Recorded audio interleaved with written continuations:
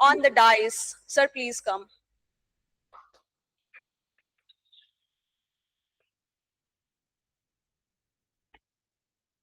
Honorable Professor Gopabandhu Mishra, sir, I would also like to welcome you on the dais. Sir, please come.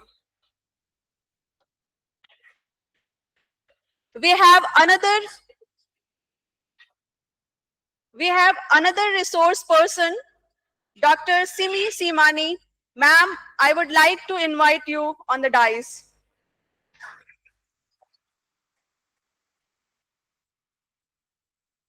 We have Dr. Sarojini Ma as a guest of the seminar. Ma'am, I would like to invite you on the dais. Ma'am, please come on the dais.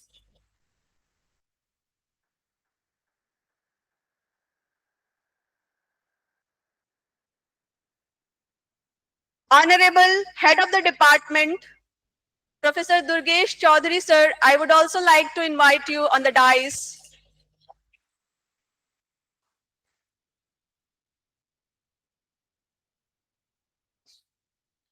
Now, Professor Gopal Sahu, sir, Head of the Department, Philosophy, Allahabad University. Sir, I would also like to invite you on the dais.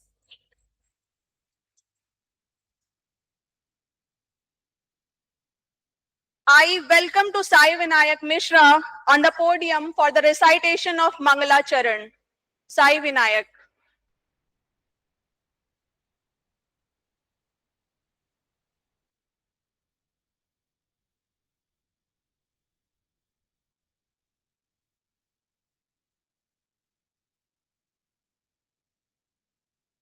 ओम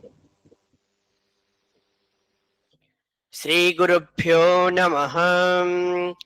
हरिः ओम्। गणानां त्वा गणपतिगुं हवामहे कविं कवीनामुपमश्रवस्तमम् ज्येष्ठराजं ब्रह्मणां ब्रह्मणस्पत आनः शृण्वन्नोतिभिः सीदसादनम् प्रणो देवी सरस्वती वाचेभिर्वाजिनीवतीं धीनामभित्रयवतु गणेशाय नमः सरस्वत्यै नमः श्री गुरुभ्यो नमः हरिः ओम्। ओम शांति शांति शांतिः।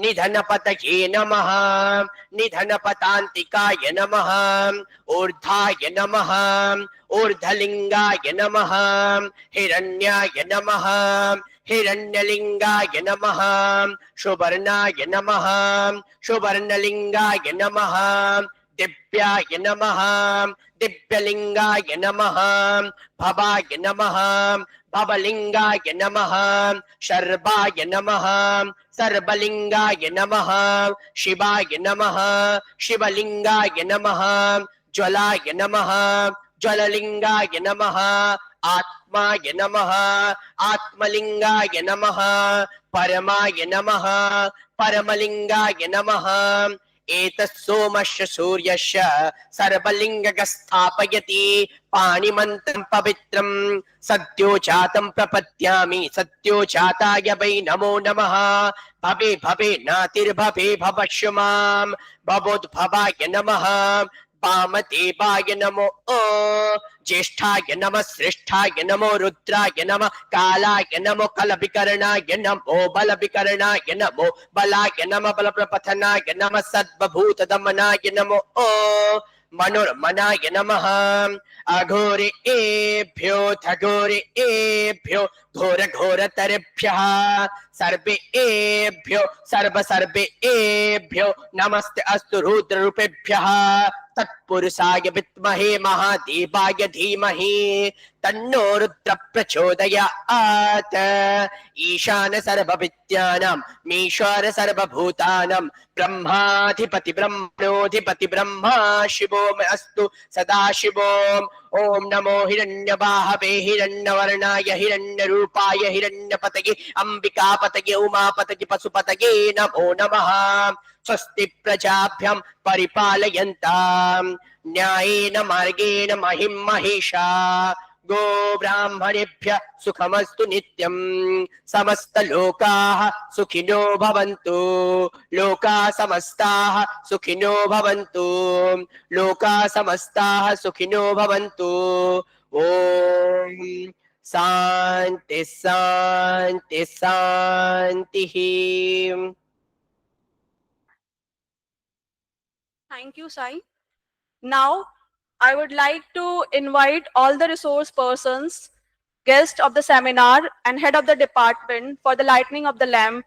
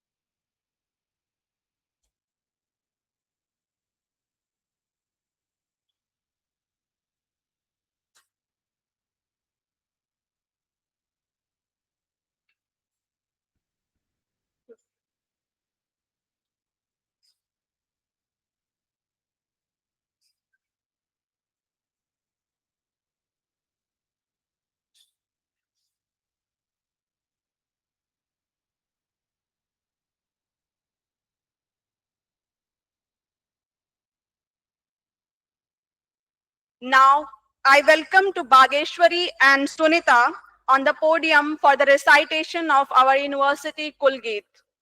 Please come.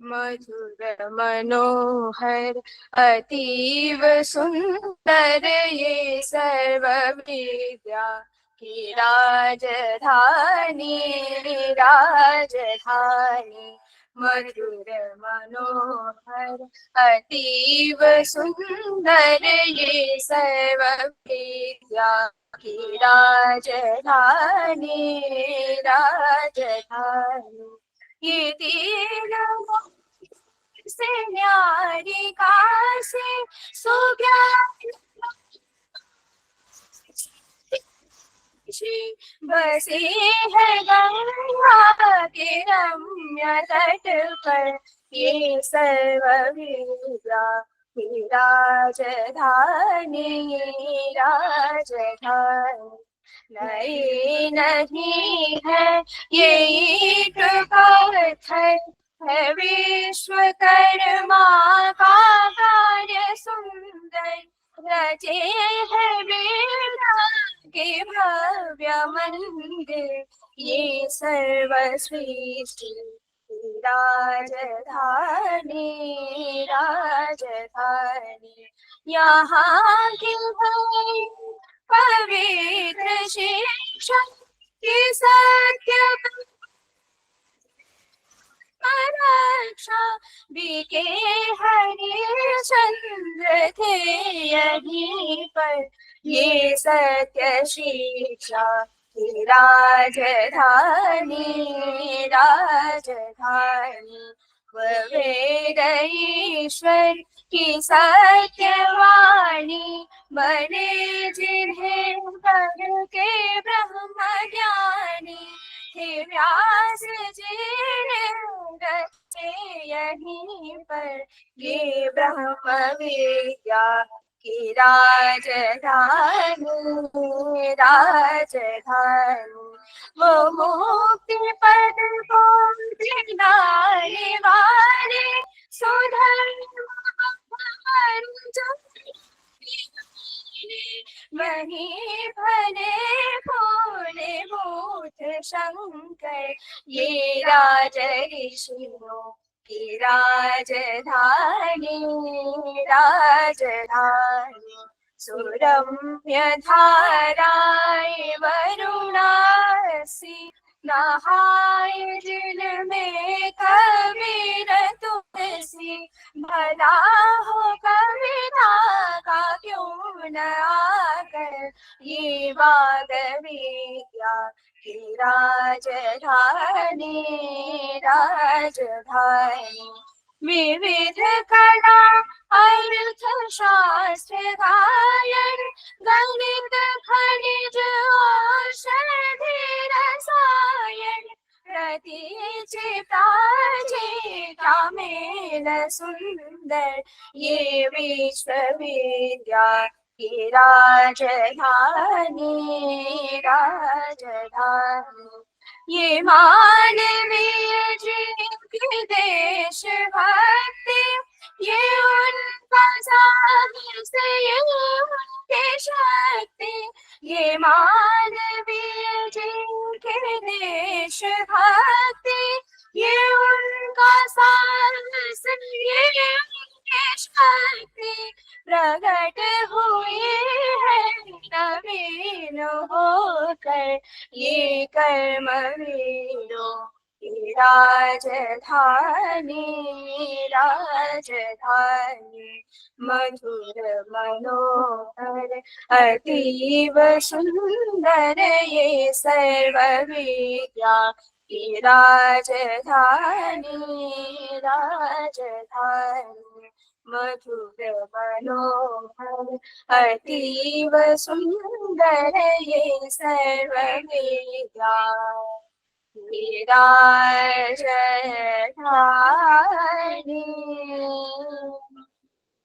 राजधानी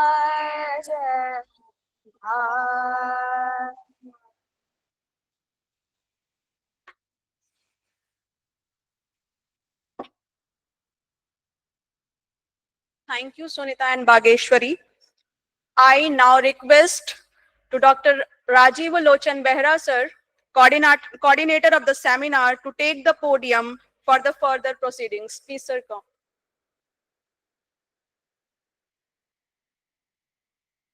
प्रणाम। honorable professors here, respected guest of this seminar, Sorojanima, respected president of this seminar, Professor Gopamanta Mishra sir, respected resource person of the seminar, Professor Raghunath Ghosh sir, and another resource person, Dr. Simi CM, and another special speaker, Professor Gopal Sahu sir, and dear participant and head of the department of this seminar, head of the department, Professor Durgesh Chaudhary sir, and all respected professors present here, and my dear friends, I welcome to this seminar. It is a good opportunity to celebrate the International Yoga Day, though it is delayed, but still it is always with us. So I intended to organize national seminar on the topic Yoga is a holistic science, consciousness, meditation, and neuroscience. Now, I would like to felicitate our guest of the seminar, Sorojinima, with a garland and a token of. Yes, I would request to Vijayalasmi Rai.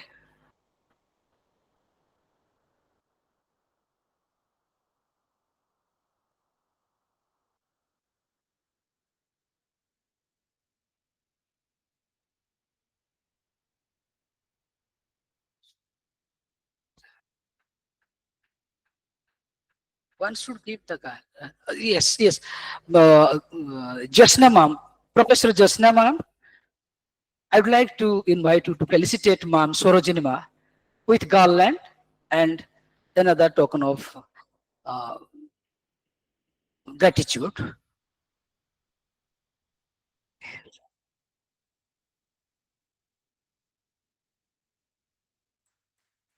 This one. Rajiv.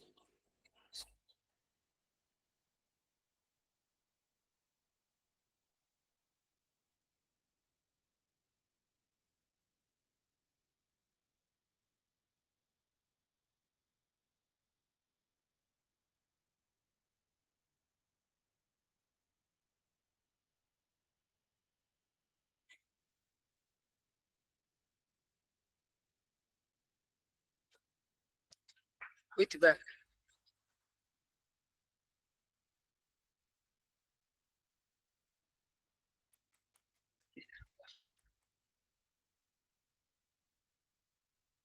now, I'd like to request Anand Mishra sir to felicitate the president of the seminar with garland, shawl, and another token of gratitude.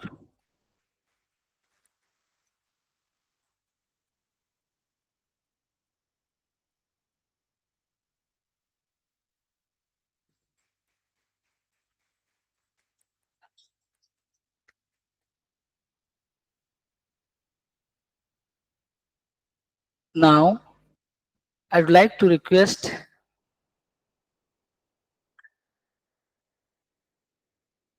Dr. Kalpana ma'am to felicitate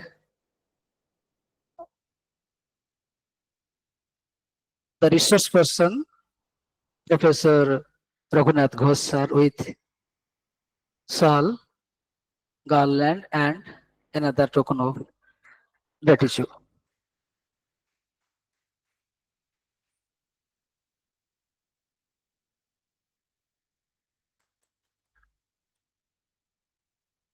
Now, I would like to request Dr. Niti Singh ma'am to felicitate Dr. Simi CM as a resource person with shawl. No, with just yes, that yes. Now, I'd like to request Professor Bagre sir to felicitate Gopal sir with a shawl.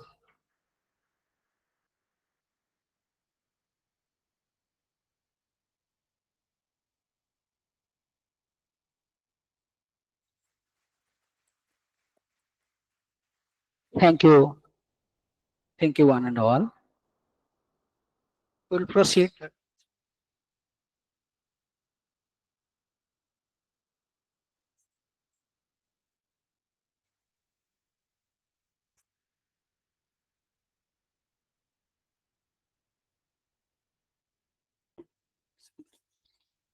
Now, I'd like to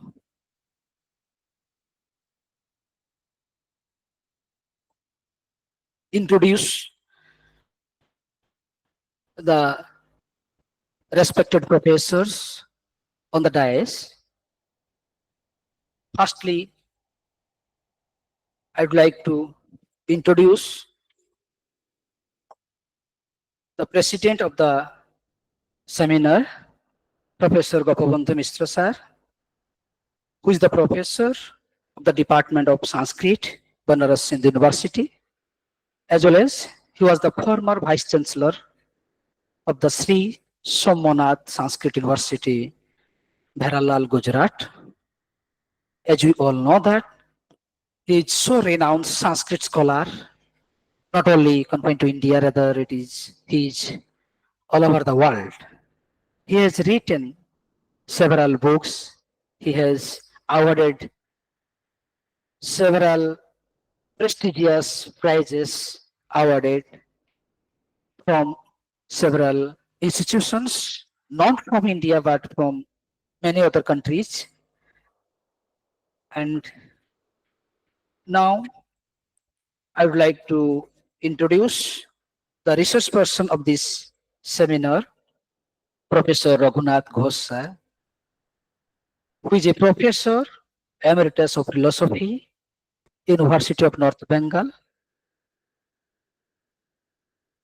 Professor Ghosh is specialized in Indian philosophy, both classical and modern. He has published 20 books, more than 20 books, 300 papers in different professional journals, and edited volumes. Professor Ghosh has widely traveled and lectured in different universities in the Netherlands, France, England, Japan, Germany, USA, Poland, Finland, Singapore, China, Greece, Malaysia, Romania, and Peru. Apart from Bangladesh, and researched with Professor Kuno Laren, University of Saarland, Germany, under the auspices of DAAD, German Academic Exchange Program. He was a recipient of Best Book Award, Indo-French Cultural Exchange Fellowship, National Visiting Professorship, and Senior Fellowship by Indian Council of Philosophical Research, New Delhi. He had assumed the office of the Dean, Faculty of Arts, Commerce and Law Director, Center for Management Studies. He was an emeritus fellow in philosophy awarded by UGC for 2 years. He was honored by the Government of India UGC by offering him Indo-Netherlands and Indo-Finnish Cultural Exchange Program Fellowship. Thank you, sir. Now, I would like to introduce another resource person, Dr. Simi CM, Assistant Professor, Department of Philosophy, University of Allahabad.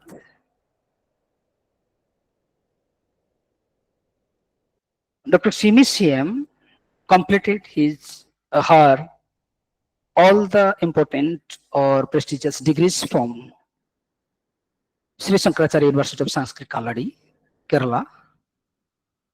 Her areas of specialization are consciousness studies, philosophy of mind, philosophy of cognition, Indian epistemology and metaphysics, traditional logic, some through philosophy, etc. She has some teaching experience from other universities also.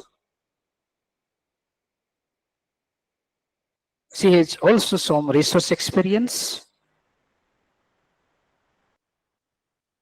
She was research associate of ICSSR major research program in the School of Philosophy, Psychology and Scientific Heritage in Chinmoy Vishwavidyapita. She has several publications as well as several presentations. Now I would like to introduce our another special speaker, Professor Gopal Sahu sir, who is the head of the Department of Philosophy, University of Allahabad. His specializations are philosophy of mind, logic, Western epistemology, consciousness studies also. He has large number of publications in both international and national publishers, as well as he has some book publications. So thank you one and all for accepting my invitation and having or sharing your valuable time to continue this seminar. I would also introduce or invite again to all of the speaker and all of the audience here to present and continue this seminar. Lastly, I would like to introduce Professor Jasna Srivastav ma'am. As you know that she has contributed a lot to this department from the very beginning.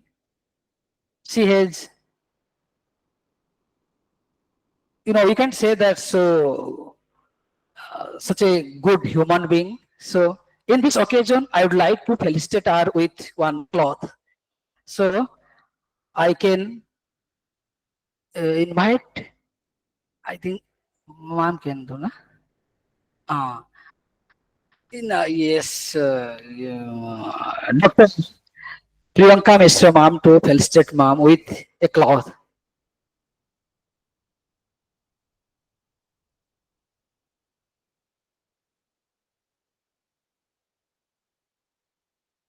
This is a Sambalpuri sari actually.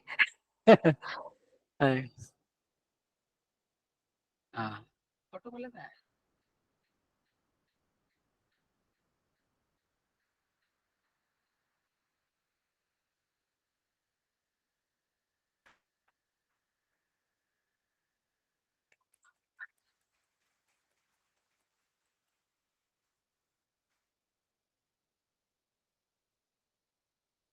Yes.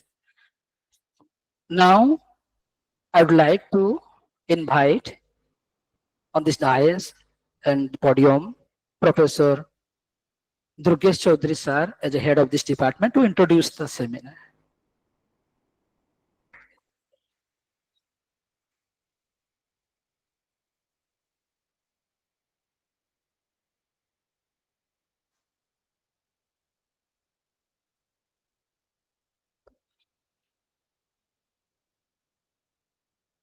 I welcome you all present here in this hall. I welcome Dr. Sarojini Ma, who is guest of this seminar. I welcome Professor Gopbandhu Mishra sir, former VC, Somnath Sanskrit University, former head Sanskrit Department, PHU. I welcome Professor Raghunath Ghosh sir, a great Navya scholar, ex-head, North Bengal University, Darjeeling. I welcome Dr. Simi I welcome Dr. Gopal Sahu sir, Head Department of Philosophy. I welcome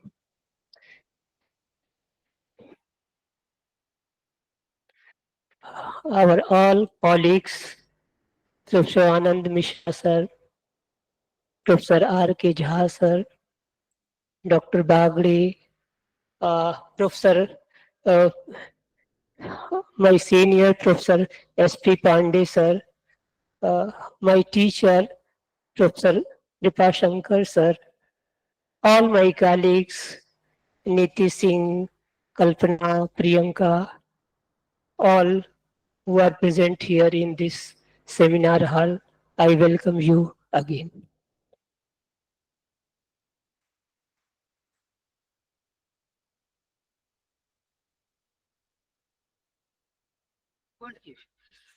Thank you so much, sir.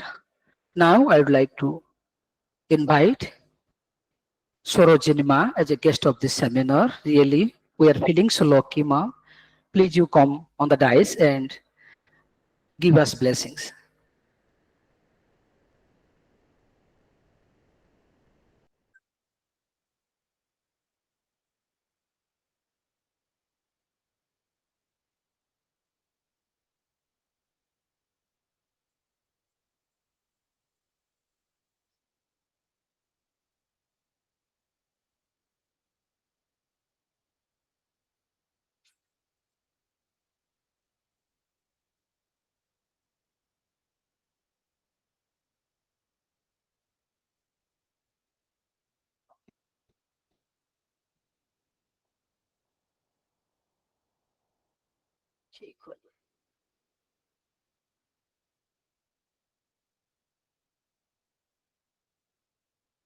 ओम सद्गुरु श्री चरण कमलेभ्यो नमः।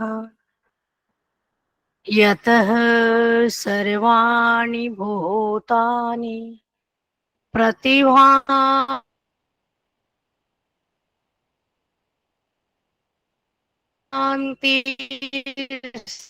स्थानि च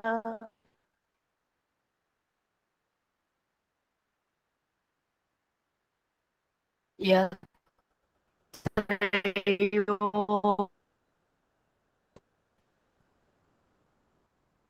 परम आदरणीय हमारे गुरुजन बिंद, जिनकी अनुकंपा से आज मुझे यहाँ आने का अवसर प्राप्त हुआ है। इस विश्वविद्यालय के इस कक्ष में हम इस अवसर पर अपने सभी गुरुजन बिंद और भाई बहन सब धन्यवाद देते हैं। और मुझे अति प्रसन्नता है कि जिस विश्वविद्यालय से निकले हुए छात्र इस जगत को भौतिक विद्या से प्रकाशित करते ही हैं, लेकिन हमारा यह डिपार्टमेंट धन्यभागी है जहाँ से इस अध्यात्म विद्या को इस जगत में ले जाने का कार्य भी प्रकृति ने स्वयं योजित किया है। आश्चर्य है मुझे ऐसे हृदय स्पर्श गुरु मिले जो मेरा मार्गदर्शन किए।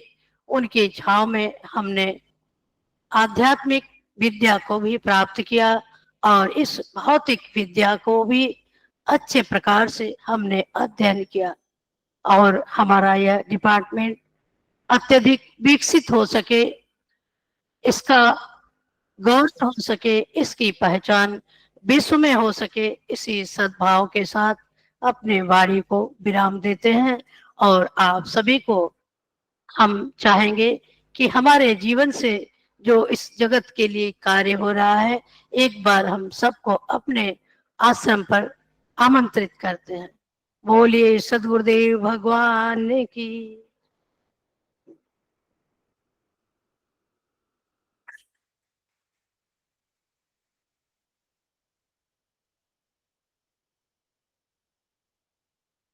Many, many thanks, Ma. Now, I'd like to request the resource person, Professor Raghunath Ghosh sir, to present the resource paper. Sir.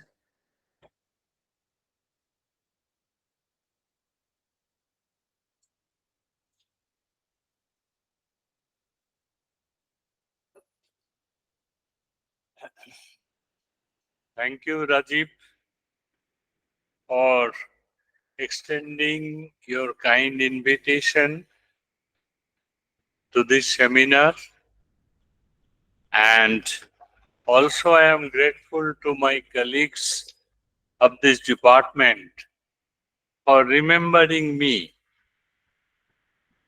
Almost, I am coming and going associated with this department for more than 30 years. But this time, little bit gap is there. I am in touch with the department by way of conducting Bhaibaboshi PhD. And now that is mostly online mode. So I am not in a position to meet all of you.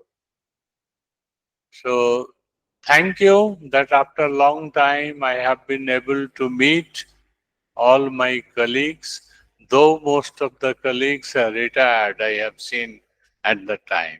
But I have got some scope to be introduced with the new generation, both students and teachers.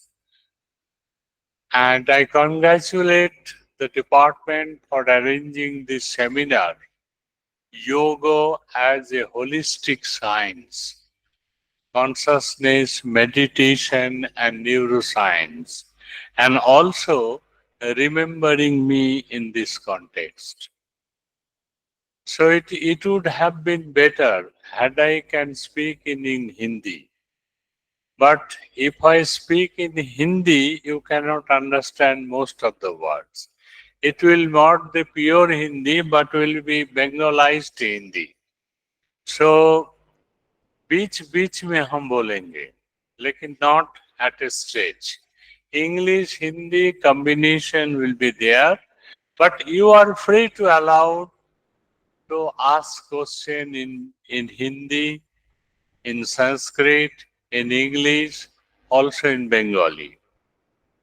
However, I would like to begin with a story. Story not, it is a real fact. I had been in a college to give lecture on this celebration of International Yoga Day. The president was the principal of the college. He told in the very beginning, I am a man of mathematics, therefore I don't know anything about yoga. When my turn came, I told that how a principal of mathematics can tell that he does not know about yoga. Because our life begins with yoga, mathematical lives. All of you know when you start mathematics, you have started with yoga and viyoga, gun and bhag, addition, subtraction, etc. and etc. So yoga is the first beginning of mathematics. And I would like to explain that this yoga is to be taken in the sense of addition.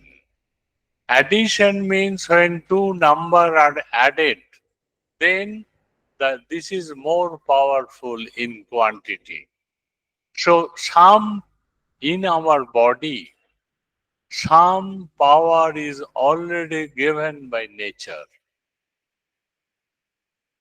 When I am born in this earth, or as a man, as a student, as a teacher, something is given.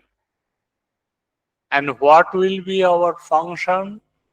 to increase the given power. This increment or this addition or extension of the giving power is possible through yoga. And I would like to quote one verse, sloka from Bhagavad Gita, which has been chosen by administrative officers in their logo. Yoga karmo shu kaushalam. That means concentration or yoga is only the key to success. Now, I'd like to explain it, how they can say this thing. Yoga karmoshu kaushalam. Excellence. You can take food, sleep, and get degree. But if you want to excel what you are doing, you must need some sort of over concentration, much more concentration, so that you can achieve the excellence. The term used, kaushalam, expertise, excellence. If you want to get that, then we must need the concentration. Meditation, which is one of the subtopic here. And it is also called one-pointed concentration, samadhi. Now, my friend, I am not talking about many Patanjali yoga and many things. I am talking something, taking some examples from our life. Suppose Newton was sitting in a garden, and before that many scientists sat on the same garden, maybe on the same bench, and many apples have fallen down on their head. But nobody questions. Nobody tries to concentrate the fact why apple has fallen down, why not it has gone up. This question has not been raised by other scientists. Only Newton raised the question and searched for why.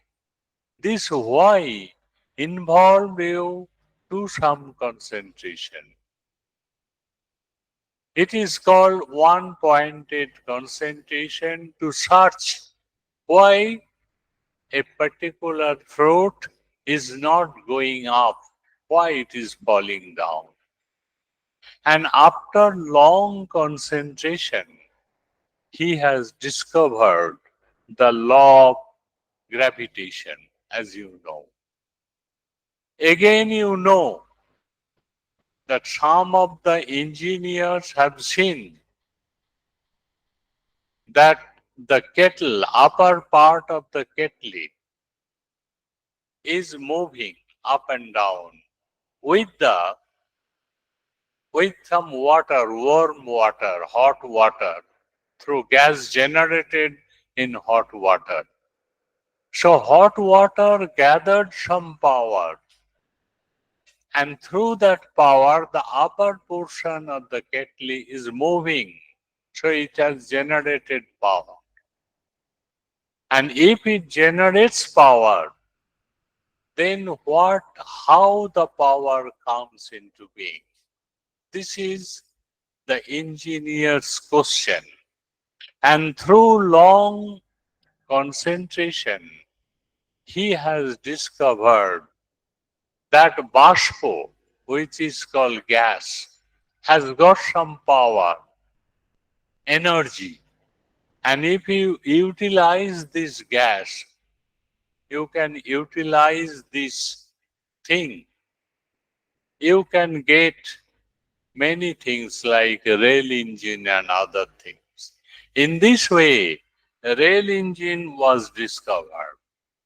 So everywhere you need meditation, you need yoga, any type of practice. This is what I told about scientific discovery. Those who are thinking about the discovery of new medicines, discovery of new antibiotics, discovery of new, they are getting patent. How long they have to practice? Can you imagine? After being confined in the laboratory, they are mixing one solution with other and see the reactions. So years have been spent to see the reactions. And this is also a kind of yoga in the form of sadhana. Any type of one-pointed concentration is otherwise called sadhana or samadhi. That's why the scientists, they have discovered some medicines. They have discovered some vaccination. They have discovered something new. Earlier we know that poison has got only negative factor. जहर आप खा लेते हैं मर जाते हैं. अभी ऐसे नहीं है. जहर का भी एक पॉजिटिव साइड होते हैं. Those who are bioscientists, they have a one concept of microbes. हम लोग जानते हैं कि जो खराब चीज है, बैक्टीरिया खराब चीज है, बीमार फैलते हैं. और बोलता है यो कि जहर जो है ये उसका डिस्ट्रक्टिव एलिमेंट होते हैं. And the story goes in our mythology, after Samudra Manthan, you got both things, Amrito and Gadal. Amrito was snatched by the Devatas, see the politics. And Jahar is given to the Asuras. And at that time, I normally interpret, this is my interpretation, at that time, the people started thinking, if the poison is given to the Rakshasas, they will malutilize it, misutilize it. They put it, they will throw here and there. Otherwise, if they throw it here and there, all the crops will be destroyed. All the trees will be died through the bad effect of poison. So it is metaphorically told that Jahar is given to the Asuras, but Asuras are protected by God Himself. Only exceptional God, Vishwanath Shiva. He is called Nilakantha. After considering the bad effect of Jahar, poison, he has taken all these things in his throat so that environmental crisis will not come into being. One type of people who are called against the devas are not died. So in this way, our microbiologists, they have taken the role of Shiva. What they have done? They have taken poison and utilized this poison in making some life-saving drugs, antibiotics, vaccinations. They have used it. So poison is not the negative in that sense. It has got some positive value also. If you want to utilize this thing in a proper way, through after giving long thinking, in the way bacteria, fungus, all these things are very much derogatory to our health. But the biologists, they have taken all these things and used for the beautiful manner. in a good manner. They have been thrown in the lane for the well-being of the people. That's why through bacteria we get beautiful sweets, chana and other things. Through bacteria we can get medicines. So all are not bad. Each and everything has got some positive value if we can use it in a considerate way. This is the theory of the microbiologist. Even one pointed concentration comes from a question of a student. So Shankha started with a question raised by a man, a philosopher, that we have three types of dukkha. Ojaj is there, he is specialized in Shankha. He can tell dukkhatraya vighatad bhavati jigyasa. Being attacked by three types of sorrows, sufferings, we have some sort of jigyasa. Jigyasa on what? How to eradicate dukkha from our life. How to remove dukkha from our life. And if you can suggest a beautiful path, you have to meditate on that. Not even Shankha, even Buddha. Chattari Arya Sattani, you know. And how we can get rid of suffering. This is also, if you want to find out a beautiful way of getting, that is the result of yogic procedure. So, suppose you are not scientist, you are a good musician. Benares is the place of culture. Good musicians were there and still are there. If you want to excel in music, you have to do sadhana. Pandit Amjad Ali Khan came to my university. He was given delete, honorary delete. And our condition is, if you want to get delete from my university, you have to come, wherever you may be. So from New York, he came to Bagdogra, my place, took the delete degree and went back. So some of the journalists asked him question that you have traveled 24 hours, you rested 12 hours, again you go back after spending 24 hours.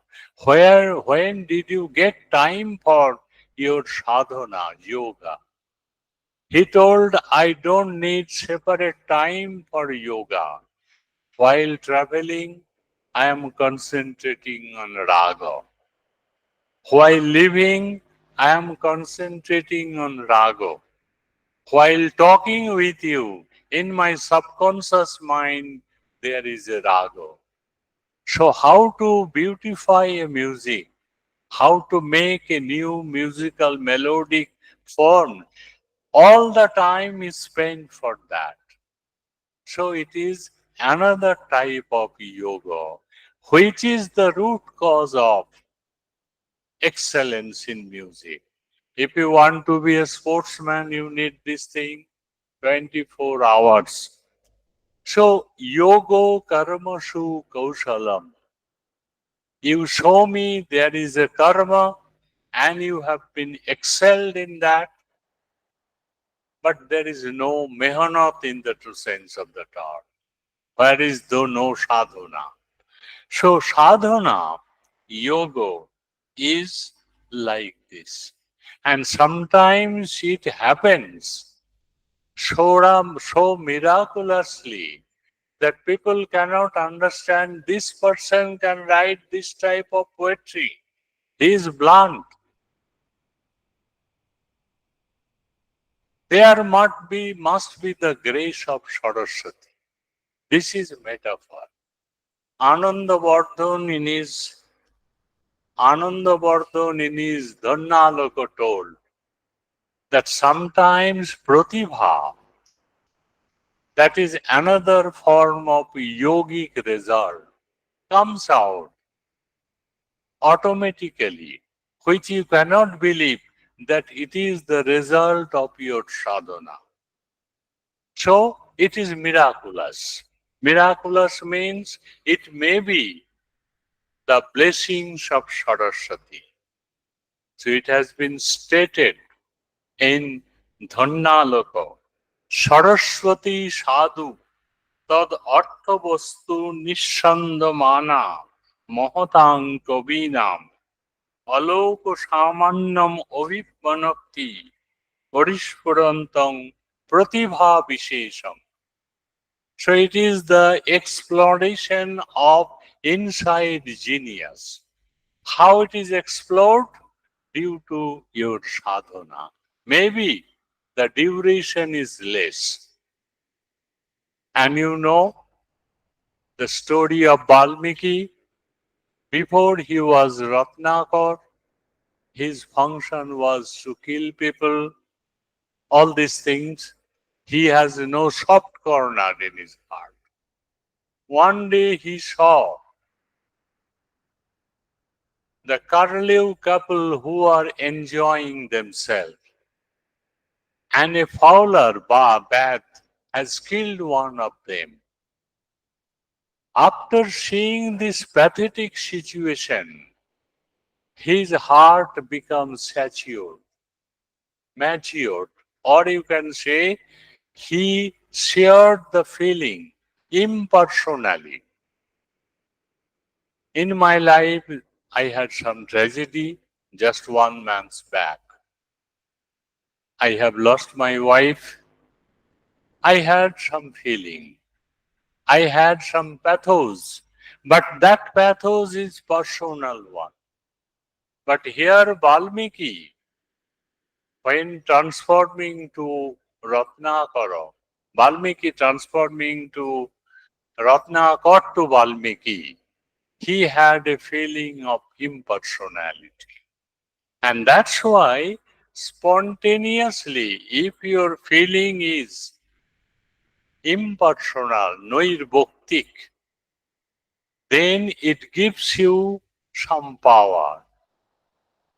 Rasa Besho Vaishadya Nirmanak Samatya, as turned by Abhinavagupta. If you are filled with some aesthetic sentiment, it will come out in the form of metrical, in the form of meter, in the form of sloko, spontaneously.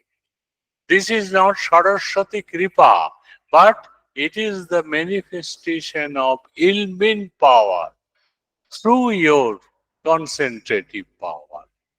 And that's why, after realizing this, spontaneously Valmiki wrote one poetry. This is called fast poetry, you know. Ma nishad pratishtang tamagamo saraswati sama yat kancha mithunad ekam amodhi kamo mahitam. And this is not the accidental thing. It is the expression of a powerful feeling generated through the power of meditation.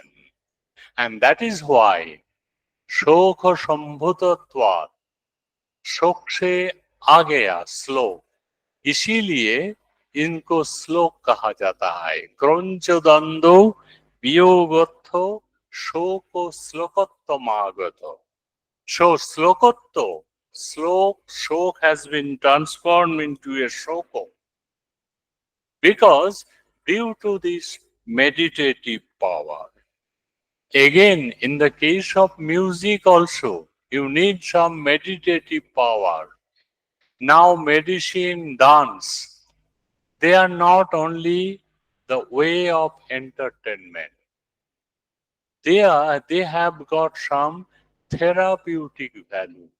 If you are psychologically disordered, gosh, the physician will advise you go through some music or dance, which is called music therapy or dance therapy. And why it is?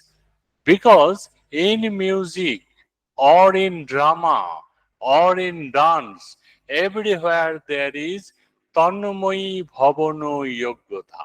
That means you can acquire the property of being one with the presented thing. Tanmayi Bhavan. If you always think that how can I get money, how can I get promotion, how can I get service, this is called Manamayi Bhavan. And Tanmayi Bhavan is objectifying yourself with the help of meditation.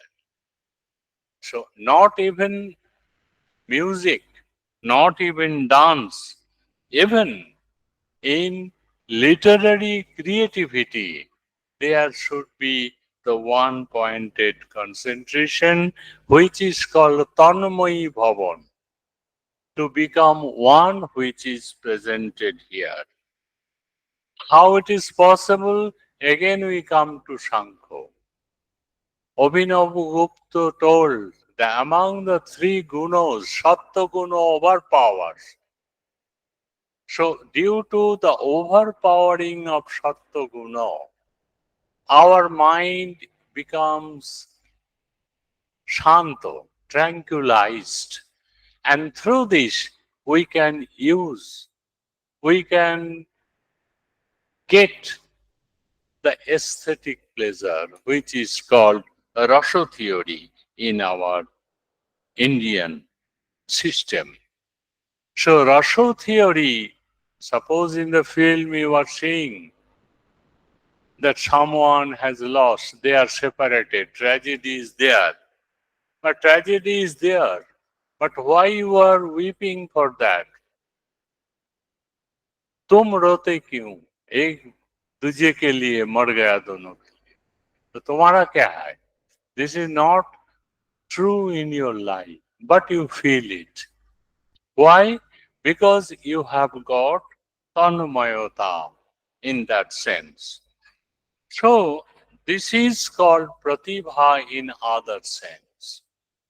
And Jayanta Bhatto, hardcore Naiyayiko, he told in his Nyaya Manjari, when he discussed about Pratibha Jnana, he told Pratibha, what is called, the general definition is Nava Nava Unmesha Shalini Pratibha. From time to time, repeatedly, it can give you some new ideas. That's why it is called Pratibha.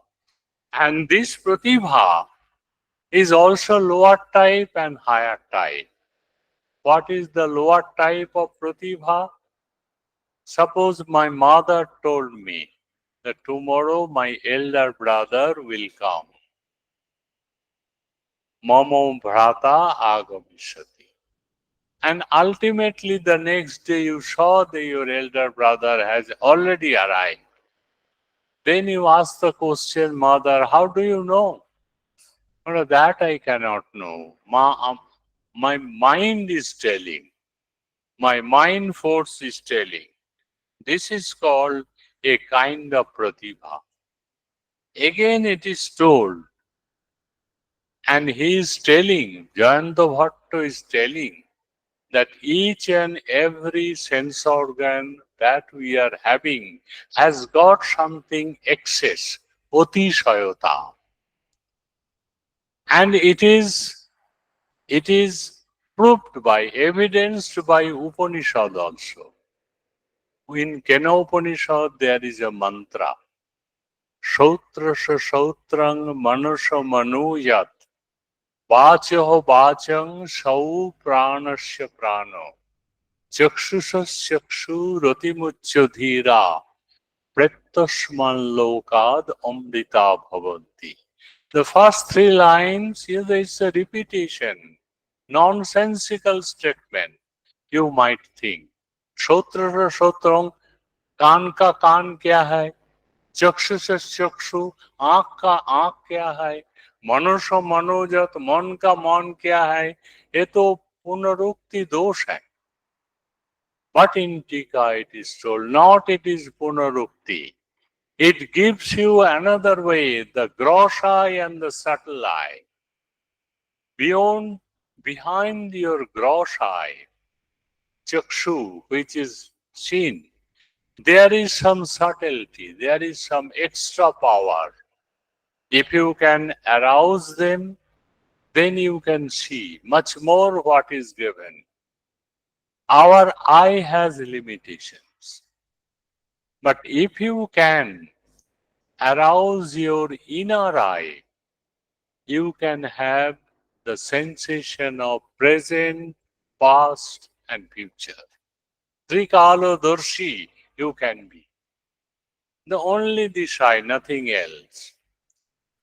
This is said in the Upanishad. The Manasha Manojat. There are two types of mind. Gross mind which cannot reveal Brahman. Manusha mano jana manota namonute. It is told Brahman cannot be known through mind. Again it is told Manushaivanu drashtabham. Brahman can be known with the help of mind. Two minds are not of the same status.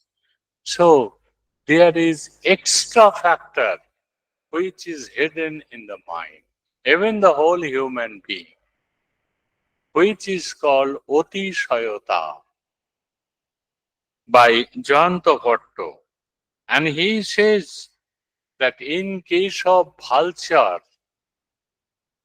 in case of cat, they have also eyes, but they have more powerful retina than the human eyes.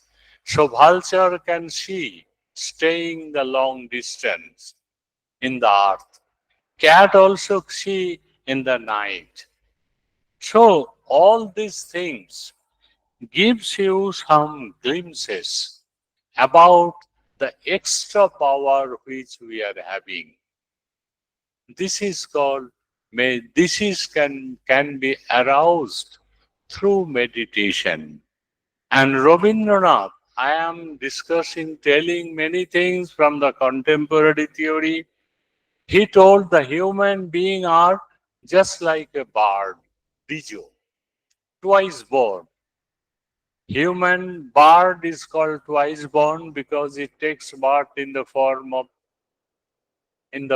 of egg, and secondly he takes birth from egg.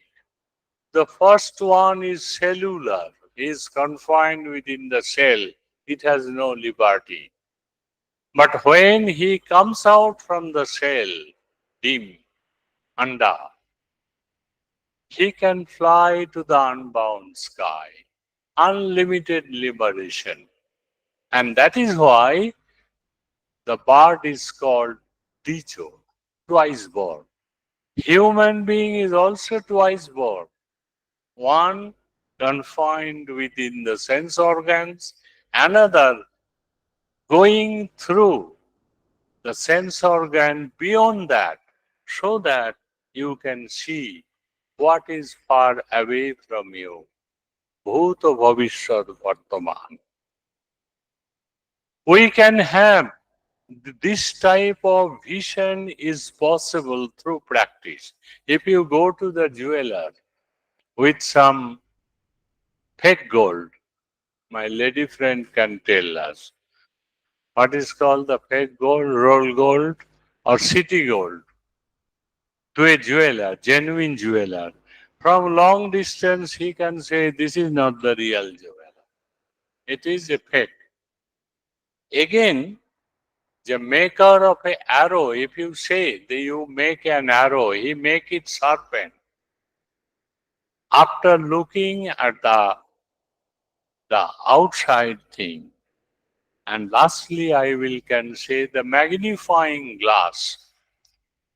A normal, if there is a sacrifice, there is a ritual that you have to lit the altar, lit the sacrificing fire with the help of light from Aditya Loko, light from the Surya Loko.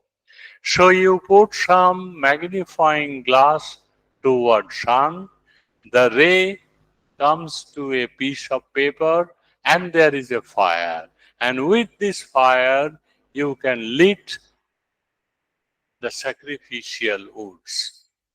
And how can you get the fire? Because magnifying glass has no fire. Fire is in Aditya Loko. How come it?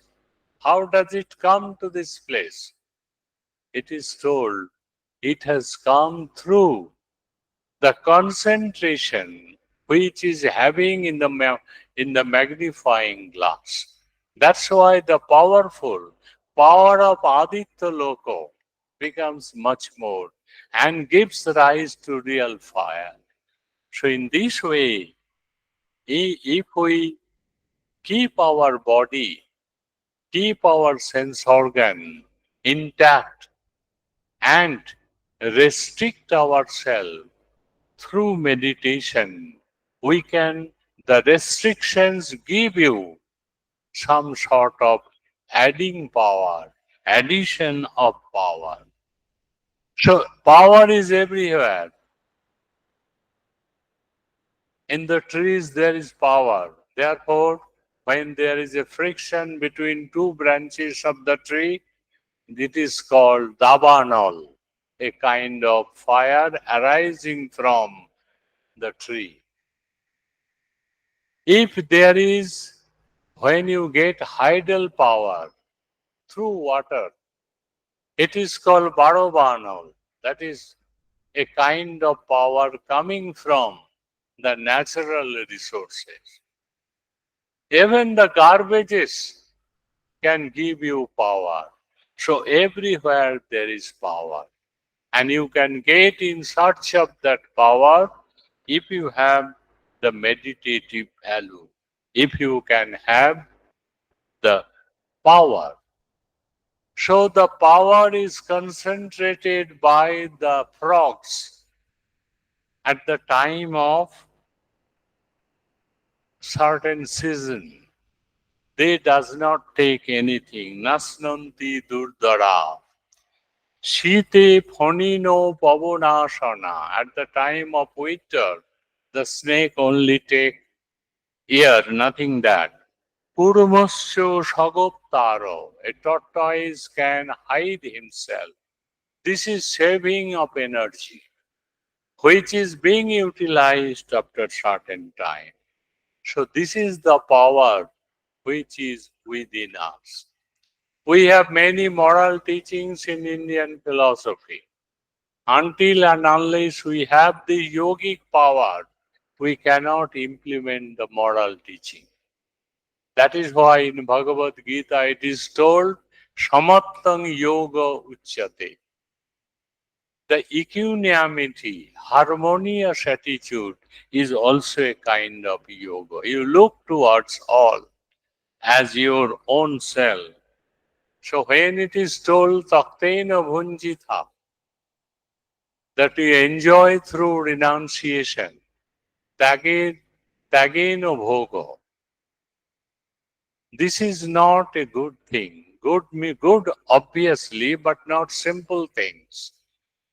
The premise is given Ishavashamidang Sarvam. Yat kincha jagottang jagot. In every place there is only one reality. Therefore, you can enjoy through renunciation, through sacrifice. How renunciation can give you satisfaction? That is the question. Until and unless you have the knowledge of yoga. Many mothers you will see in our daily life, they collect food in the evening and give it to the children. When the children are enjoying food, mother, though empty-bellied, is enjoying the food of their son. And this is called meta enjoyment, enjoyment over enjoyment, which is technically called taktena bunjita. Tag is due to yoga and bhog is also due to that. And Upanishad, you have heard there is a story of two birds. One bird is taking directly the fruit, tasting the palatable fruit, and another, the mother god, Maybe witness and other thing, many interpretation are there. But I think Mother God is looking the enjoyment of the young ones and enjoying this. And this is Takteina Punjita. Without yogic practice, without meditation, how can you do this thing? Tag is not the same thing. If you say your friend, you are selfish, he will be annoyed, he will not talk with you. Because selfishness proves that you have no sense of tag. আর কতক্ষণ সময় আছে দাদা বন্ধুরা? আর বলবো একটু 5 minute বলবো? Okay. However, Gopabandhuda knows Bengali, so I have extra facilities. Lastly, I will tell Samattang Yoga Uchyate. And there is a beautiful Tagore song which is just like this. Vishwa Sathe, you can understand. Yogi Jethai Biharo. সেইখানে যোগ তোমার সাথে আমারও. So one who is almighty, who is all covering, who covered the whole world. I have connection with this. Without connection, no moral duty is possible.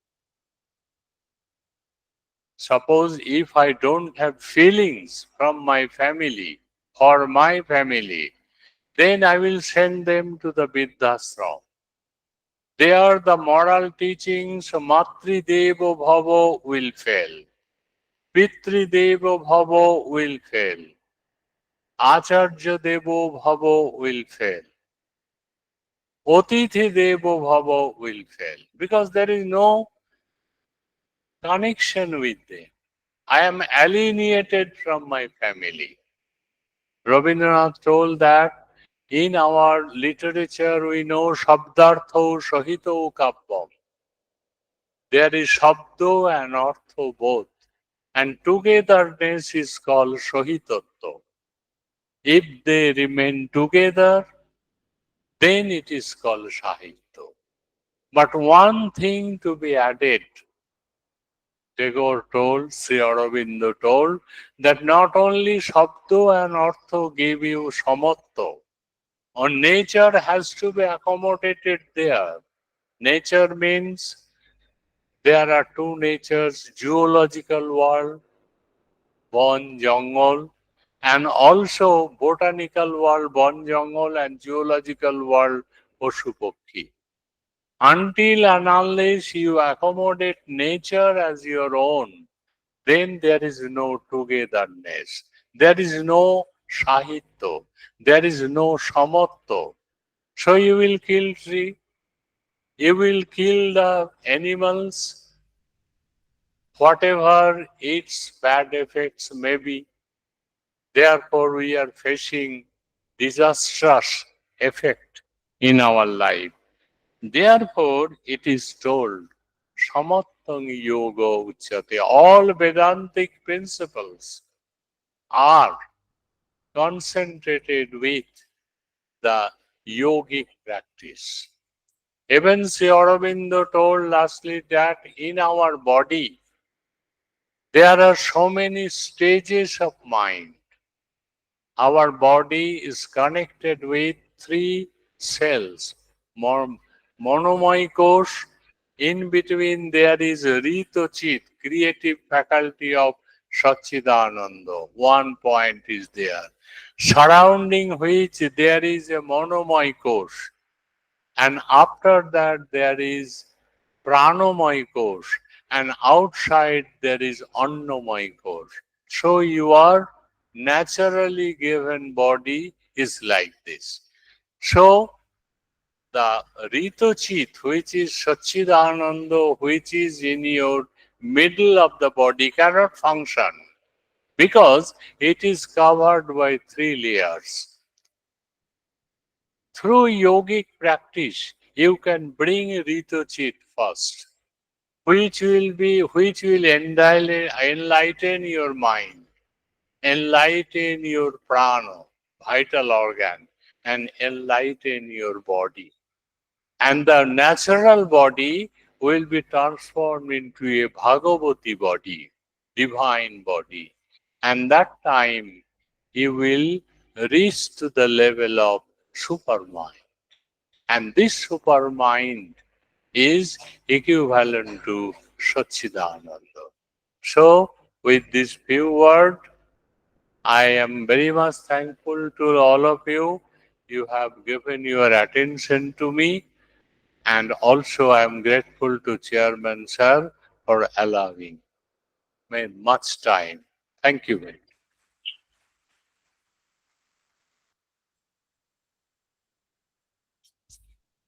Many, many thanks, sir. Really, it's an outstanding talk. We learned a lot. Now it is open to the audience for their query and questions. I would like to request the audience for put their questions.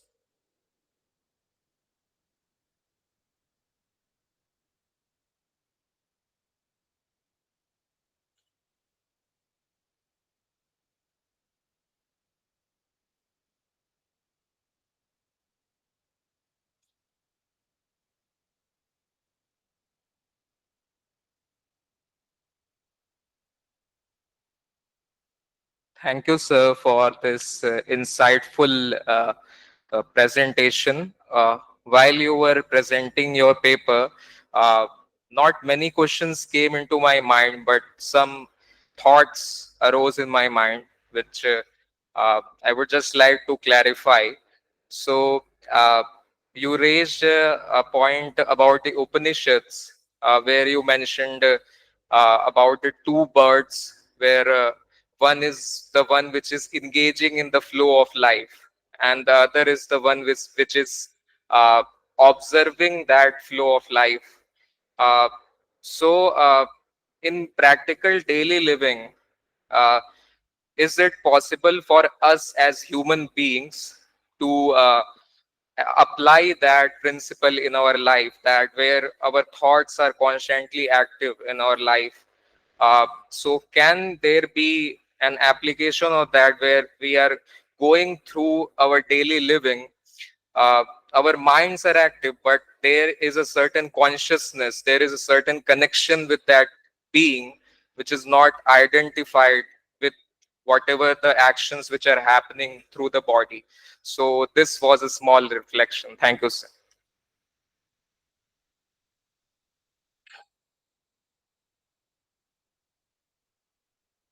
Sir, my name is Rajiv Lochan Tripathi.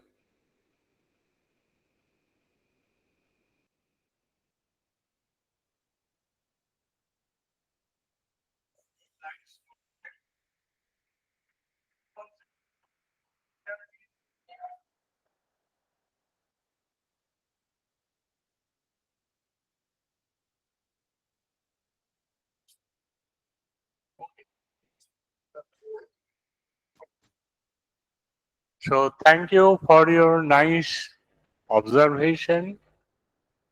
I told that a human being has two ways of looking. In the case of Taktena Bhunjitha, I told that one individual is enjoying for himself, and another individual who is related to that first one is observing, and through observation he is enjoying, which I call meta enjoyment. Enjoyment over the enjoyment.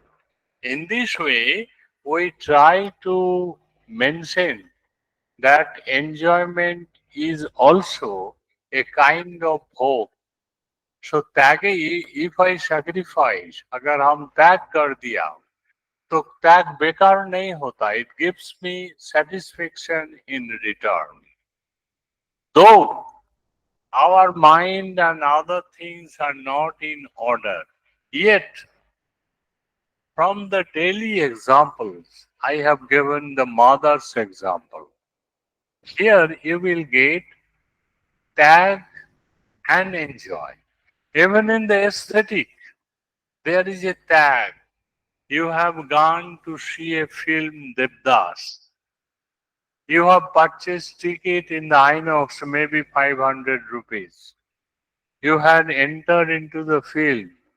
You have seen that Paro and Devdas are separated, due whatever may be the reason. You came out from the hall with a smiling face, not with a weepingly. Weepingly you came out. If asked, you will say it's the most enjoyable feeling. Though it is Karun, yes, it is enjoyable. Our sweetest songs are those that tell of saddest thought. So Korun is also a kind of Rasho.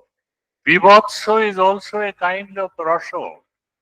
If you see in a film that someone is murdered, he is lying in the pool of blood, it is not look good to look at, yet it can give back some pleasure. So, apparently, which is non-pleasurable, sacrifice, pathos, murder, any type of thing which is very difficult to enjoy, still it gives you enjoyment in different domains of life. Not in my present life, but in the film it is possible. Not in ordinary man, but in mother's case, it is enjoyable. This much I want.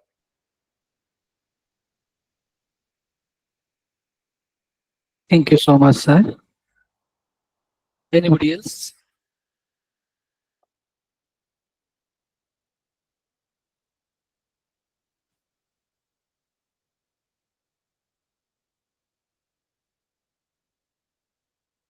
Thank you so much, sir, for your wonderful lecture. It is not exactly a question, but few months back, I visited the neurology department at Sundarlal Hospital, and there I saw the doctor was suggesting each and every patient that, that they had some neurological problems. So he was suggesting that, do some yoga, pranayam karo, theek hoga. Then I really thought that, there is a connection between philosophy and, this neurological problems. And then actually I'm just thinking about it, because nowadays I always find that, the mental problems we are actually dealing with, it has become, I think, nowadays it's like, people are discussing about it, but a yoga can help us to understand. And maybe I mean, because you were suggesting if we go in that direction, we think about in a very considerate manner, as you suggested. So maybe we can help us. I mean, I don't know about others, but I'm thinking like maybe it could be, I don't know, more. It could be very insightful. But how to do that? That is very interesting, because you see nowadays we are having a new like philosophical counseling, and there we also suggest, okay, Indian philosophy can help us, understanding that. So how do we counsel? So maybe a philosophy, there is a connection between philosophy, science, and neurology. So maybe you can. I don't know. It was my observation. Maybe I'm wrong. Thank you, sir.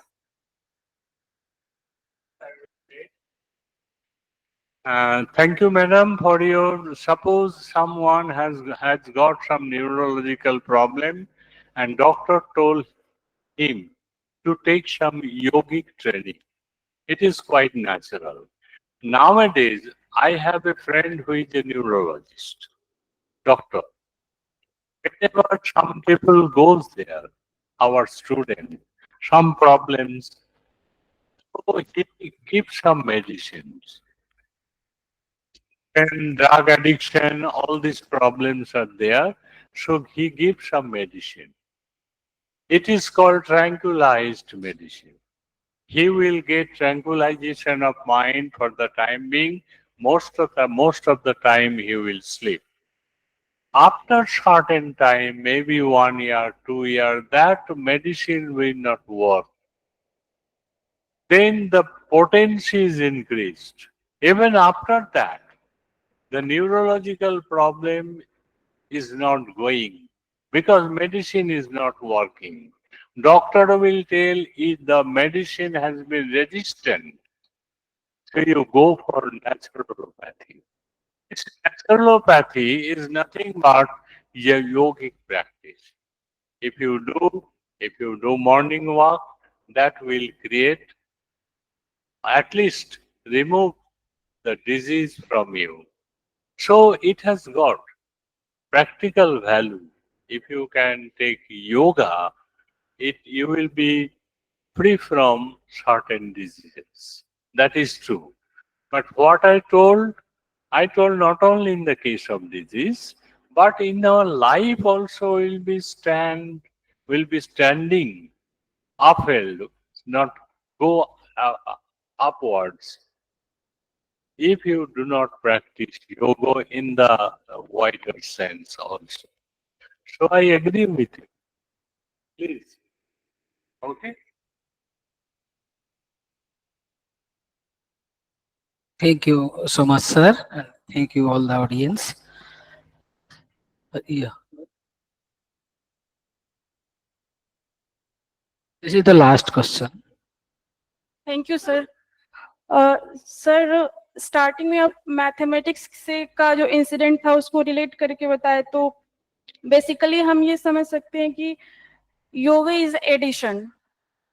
पर जब हम लोग योग का definition पढ़ते हैं शुरू में ही, तो युज समाधो, युजिर योगे, युज संयमने, फिर जब पातंजल योग दर्शन में जाते हैं तो युजिर योगे, युज संयमने को छोड़कर युज समाधो को एक्सेप्ट करते हैं एज ए डेफिनेशन, क्योंकि सांख्य योग दर्शन में वह एक प्रकार का वियोग फलनात्मक दर्शन है, दुख की निवृत्ति है उसमें।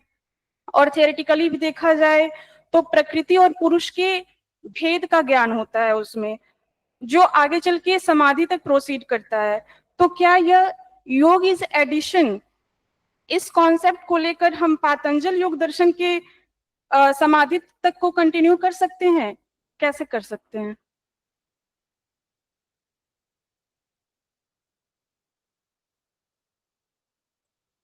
Intentionally, I avoided Patanjali because neo, Markan, pranayam, all these things are stages are there. Only the physical can take you. And as you correctly told, when there is a cognition of non-discrimination, knowledge of discrimination between Prakriti and Purus, then there is Samadhi, then there is Mukti. Now the problem is the question normally asked that how can I say that Prakriti and Purus are Viveki? I know Prakriti Purus as different. If I know Prakriti and Purus as different, then how can I have the knowledge of two? This is the problem. Problem is this, you know that Prakriti is there, Purus is there. And you know that they are different. So if you know this, they are different, then at that time, there is no hope at all. Because mistakenly Purusho has bhogo due to the proximity of Prakriti. So at that time, there is no problem, there is no dukkha at all. Dukkha prayabhighata bhavati jigyasa. So at the time of that knowledge of discrimination, there is no dukkha at all. Because you know Prakriti, I have no relationship with it. Okay? So Samadhi is essential. Otherwise, how can you know? They are the gradual process. I think it is also an addition to your knowledge that Prakriti is, it is addition also. It is also joke. Without that addition, you cannot discriminate what is Prakriti and what is Prakriti. That is also an addition. Yeah. Okay.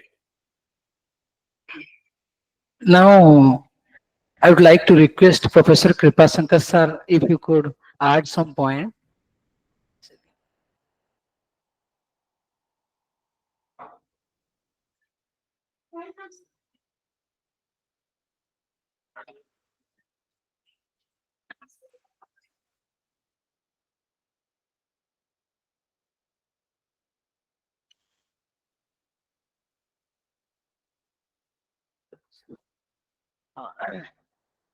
सबसे पहले तो हम professor Ghosh के इतना सारगर्भित व्याख्यान के लिए उनको धन्यवाद करते हैं। आप लोग इस चीज को देखिए कि योग का किस तरह से उन्होंने नए ढंग से व्याख्या किया और जीवन के तमाम पहलुओं को लेकर के योग को समझाने की कोशिश किया। इसके लिए हम उनके बहुत ही आभारी हैं।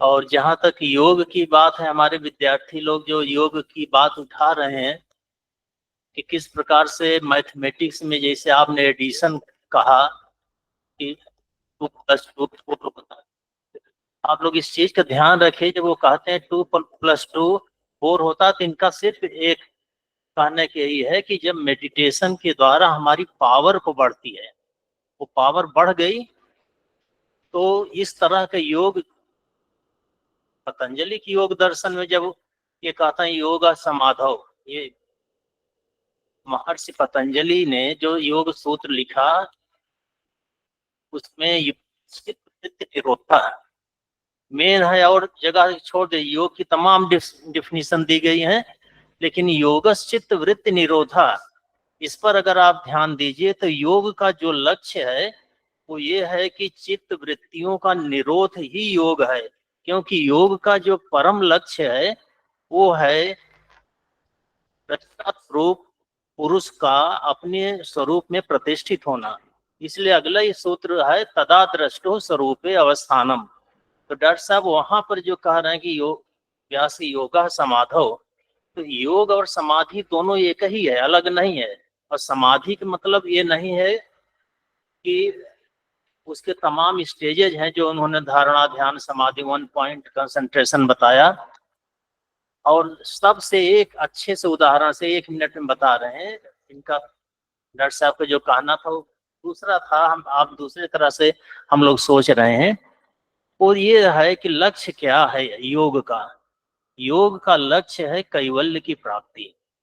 कैवल्य क्या चीज है, वो डिफिनीशन पतंजलि ने दिया कि कैवल्य जो है वो दृष्टा के चित्त शक्ति की स्वरूप प्रतिष्ठा है। जो पुरुष है जब वो प्रकृति के धर्मों को अपना धर्म समझ लेता है, वहाँ फॉल्स आइडेंटिफिकेशन होता है। आइडेंटिफिकेशन फॉल्स है, रियल नहीं है, लेकिन है। जब पुरुष प्रकृति के धर्मों का उस पर उपचार हो जाता है तो प्रकृति के धर्मों को या बुद्धि धर्मों को अपना समझने लगता है, तो उस फॉल्स आइडेंटिफिकेशन को भी दुख का कारण माना जाता है। और जब उस आइडेंटिफिकेशन को विवेक ज्ञान के द्वारा खत्म करेंगे तब वो पतंजलि जी लिखे हैं विवेक ख्याति अभिप्लवा हानो पाया। ये हमारा जो विवेक ख्याति है, डिस्क्रिमिनेटिव नॉलेज है, उसी से हमारे कैवल्य की प्राप्ति हो सकती है, अदरवाइज नहीं। एक सुंदर सा उदाहरण सभी वेदांत में सांख्य योग सब जगह करते हैं, ऐसे ही समझ लीजिए कि जैसे एक बात उसको, और इसको वो कौन सी मणि बोलते हैं डॉक्टर साहब? हाँ, वो स्फटिक मणि। हाँ, जैसे जपा कुसुम को अगर स्फटिक मणि के सामने हम रख देते हैं तो स्फटिक मणि श्वेत हो जाते हैं। अगर लाल जपा कुसुम होता है तो श्वेत श्वेत नहीं है। स्फटिक मणि तो श्वेत है, लेकिन आपको हमें दिखाई पड़ते है कि लाल है। उस समय हम ये समझते हैं कि स्फटिक मणि लाल है। स्फटिक मणि अपने वास्तविक स्वरूप में आ जाए, इसको कैसे होगा?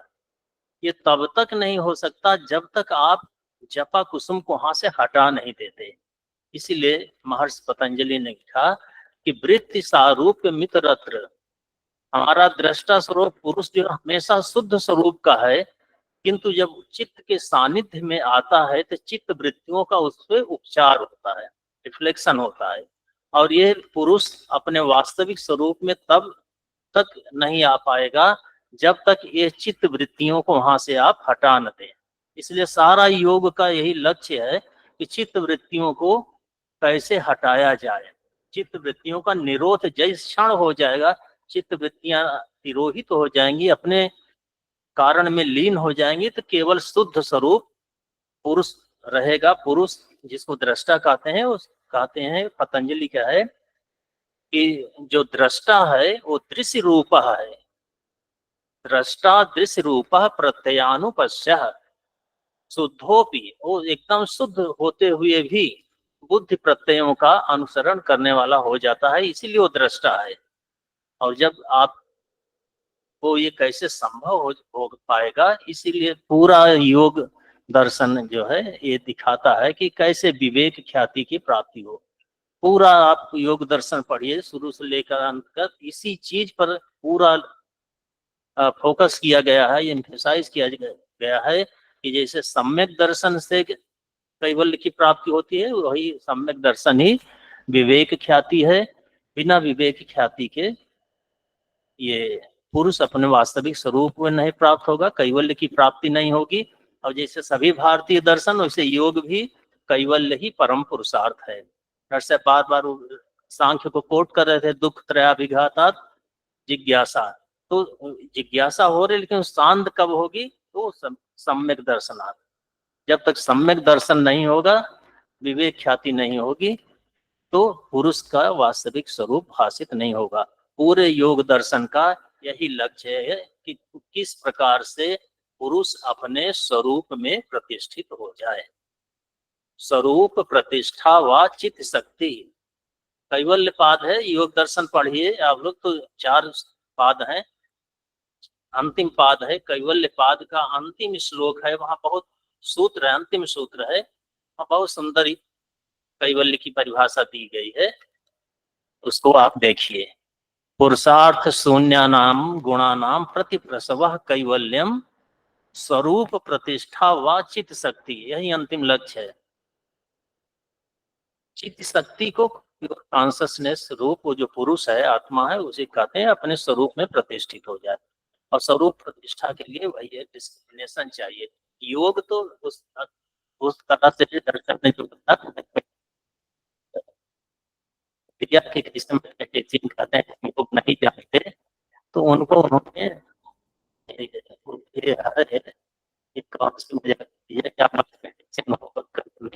लोग नहीं जानते, एडिशन तो शुरू से ही है। तो आपका जो ये है योग समाधि, ये व्यास भाष्य में लिखा गया, पहले सूत्र की व्याख्या में योग समाधि, व्यास ने कहा कि योग समाधि ही है, वो अलग नहीं है। ठीक है डॉक्टर साहब, धन्यवाद आपको।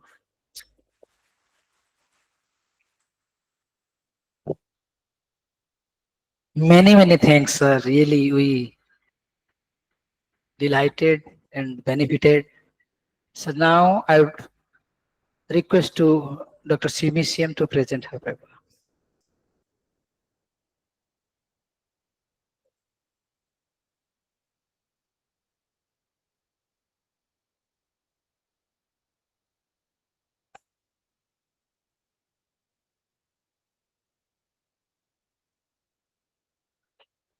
Om Shri Gurubhyo Namah.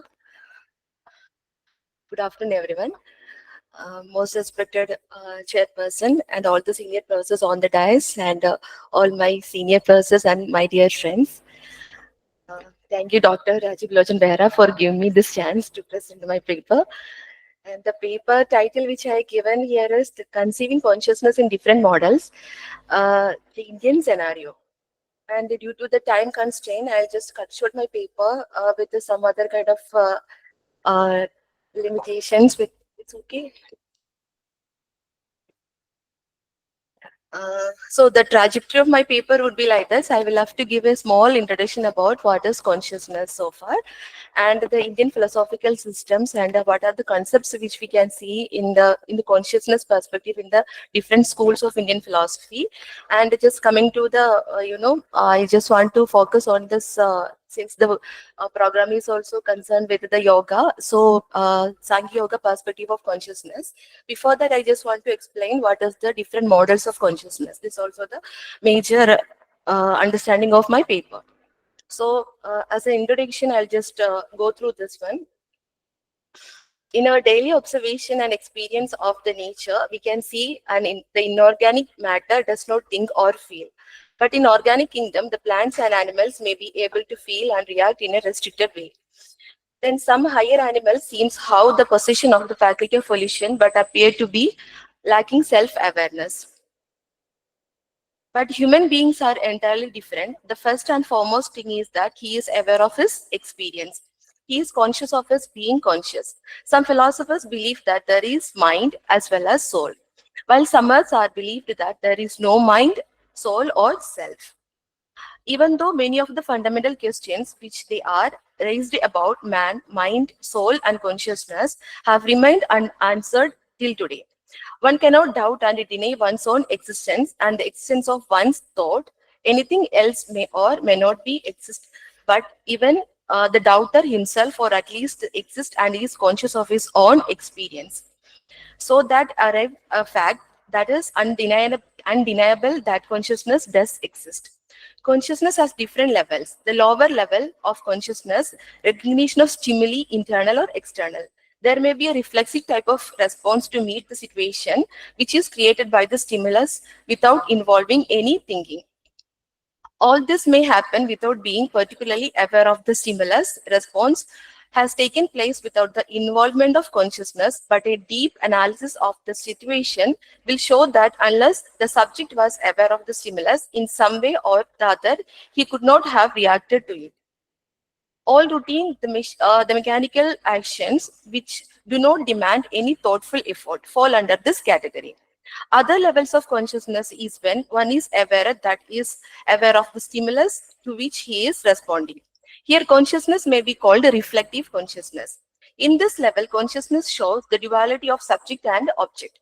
For example, a person may be daydreaming, but if he becomes aware of the fact that he is daydreaming, he would be in a state of reflective consciousness. The highest level of consciousness is that which has no object and thought is revealed by itself, that is called consciousness. In this level, consciousness transcends both the mental and the physical phenomena and reveals itself as pure consciousness. This description shows that consciousness is like a light, which while revealing object also reveals itself. When it throws light on object around us, it is also illuminates itself. Then coming to the notion of consciousness in Indian philosophical system. During my study also, I just gone through the different levels of consciousness and different kinds of consciousness in the Indian perspective. Then I found there will be a 5 kind of models in consciousness. In all these, we can see each and every of the consciousness philosophical systems coming under. So along with that one, I'll just make a small description on what is the notion of consciousness in Indian philosophical systems. From time immemorial, there have been debates among different schools of Indian philosophy with regard to the nature and status of consciousness. There is a misnomer spread worldwide that all Indian philosophical systems in single voice pronounce the existence of the metaphysical self as the ultimate substratum of the individual being. This deviant depiction of Indian philosophy has been the single cause for it to be branded as a speculative, spiritual, and theological at the cost of being logical, argumentative, and analytic. As a matter of fact, here we have seen many or even more varieties of theories of consciousness. While for some systems, consciousness is a continuous term which may best be avoided from the philosophical discussions. For few others, it is everything worth discussing in philosophy, for it has been marked as the ultimate reality. For some other systems, its role is nominal, only as an attribute of the self or the brain, while for some others it is quite material, or the finest nature. Though such deviant positions take systems poles apart with regard to consciousness, one thing is definite. Indian philosophers since Vedic times have identified it as one of the key issues in philosophy, and it is the conviction of many contemporary Indian thinkers that current researchers on consciousness will have a lot to pick up from this ancient basket. In Indian philosophical tradition, there were 2 directions towards which studies on consciousness were headed. In one direction, it moves away from the objective content of consciousness and concentrate on attaining intuitive knowledge of the self as pure subject or transcendental consciousness. In the other direction, it uncovers the basic forms of objectivity, which are called the ideas, essence, or pure concepts. The philosophical explorations of consciousness is thus both transcendental as well as synthetic. There is a third kind of view as well, adopted by some systems, which merely explain consciousness as nothing but the attribute of the self or the byproduct of the brain process. Note that the last variety of explanation is purely physicalistic in nature. Representing these three learnings, physicalistic, transcendental, and synthetic approaches, there are schools have undertaken studies on consciousness and have come up with major theories of consciousness.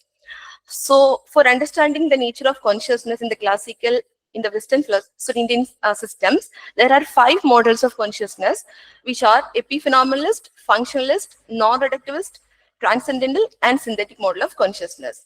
All varieties of concepts on consciousness that have emerged from various Indian schools can be brought under these 5 models.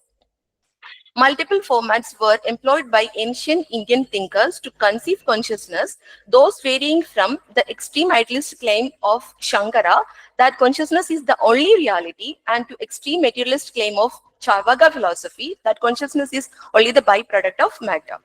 It's worth mentioning here that mind in Indian context is taken to be a construct of the material principle.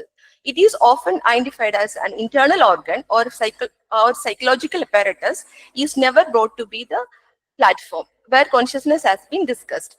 This has to be contrasted with the Western situation where consciousness has been identified as the attribute of the mind. I'm not going to discuss anything about the Western perspective. In its place, Indian philosophers tend to postulate a self or soul, which is taken to be the transcendental subject of which consciousness has been marked as its main feature. Therefore, in a sweepy way, we could assert that the place mind occupies in the Western context has been preserved for self or soul in the Indian philosophy. Also in Indian philosophy, over and above the mind and the self, the internal sense organ and the metaphysical principle respectively, there is the empirical self called Jiva. And the subtle difference between the empirical self and the transcendental self is a topic of discussion in most of the Upanishads and the later Vedic literature. So I'm just right away coming to the third concept of the idea of consciousness, which is I have mentioned earlier, non-reductive models of consciousness, wherein we can see that Sankhya Yoga is put forward and what is the idea of consciousness for them. So there are titled non-reductivist for the reason that they propound a theory of consciousness that is neither materialistic nor functionalist. Consciousness for them can neither be reduced to any material entity, nor it is to mere function of some substances. It is necessarily non-material, but at the same time, it is not transcendental either. So just coming to the Sankhya Yoga tradition, actually just giving a small introduction. Like in the case of Nyaya Vaisheshika, we can see, actually I just omitted some systems in the Indian philosophy. That's why there will be some kind of a misfollowing from you people. Even though I'm just explaining what is Sankhya Yoga is explaining. Okay. The classical description of Sankhya Yoga conception of consciousness is given in the Ishvara Krishna's Sankhya Karika. Though we find the word Purusha in Rig Veda, Atharva Veda and Upanishad, in Sankhya and Yoga system, Purusha receives a special meaning. In fact, the concept of consciousness in the Sankhya system paved the way to interpret consciousness in a particular direction as the essence of Purusha, the self. Sankhya consistently argues that consciousness is not a product of the elements, since it is not present in them separately, and for the same reason, it cannot be present in them in all either. Therefore, it is to be understood as the essence of Purusha, the self, which itself is pure and transcendental consciousness. Consciousness is self's very essence and not a mere quality for it. And for Sankhya, self or Purusha is neither the brain nor the mind. That means manas, ahankara, buddhi, and not any other kind of aggregate of consciousness states. It is a conscious spirit, which is the knower, the subject par excellence. The self is not a substance whose attribute is consciousness. It is nothing but the pure consciousness. Sankhya regards the self to be the locus of consciousness. The self is conceived as a steady, constant consciousness in which there is neither change nor activity. All change and activity, all pressures and the pain belong really to Prakriti or matter and its products like the body, mind and intellect. As Radhakrishna observes, consciousness, though physically mediated, is not physically explained. buddhi, manas, and like are the instruments or the manas. They cannot explain at the end of consciousness which they subserve. Interestingly, Sankhya borrows the original idea from Upanishads and employing the three gunas inherent in Prakriti, comes up with a very technical and innovative theory on the status of consciousness as functional consciousness, self-reflective consciousness, and supra-consciousness. We may note that Sankhya adopted a synthetic model, makes consciousness participate even at the lower level of the evolution of Prakriti, distinguishing between unconscious, preconscious, subconscious, conscious, and self-consciousness, something which has been attested by modern science, particularly by the clan of bioscientists. The conscious inactive Purusha and the non-intelligent Prakriti cooperate to serve the consciousness to come down, and this union disturbs the equilibrium of the gunas and leads to evolution. Sankhya says that there is only the proximity of the Purusha Sannidhi Matra, with the material Prakriti and no real contact between Purusha and Prakriti. This nearness is sufficient to disturb the equilibrium of the gunas and thus lead to the evolution. It has been argued that the Purusha and the Prakriti are like the two sides of the same coin, and hence there is no issue regarding their proximity. So I'm just concluding with what is the major concern of consciousness in the yoga philosophy, particularly. When we come to yoga, consciousness receives a more serious attention. For yoga, it is a science confined to the perfection of human alone.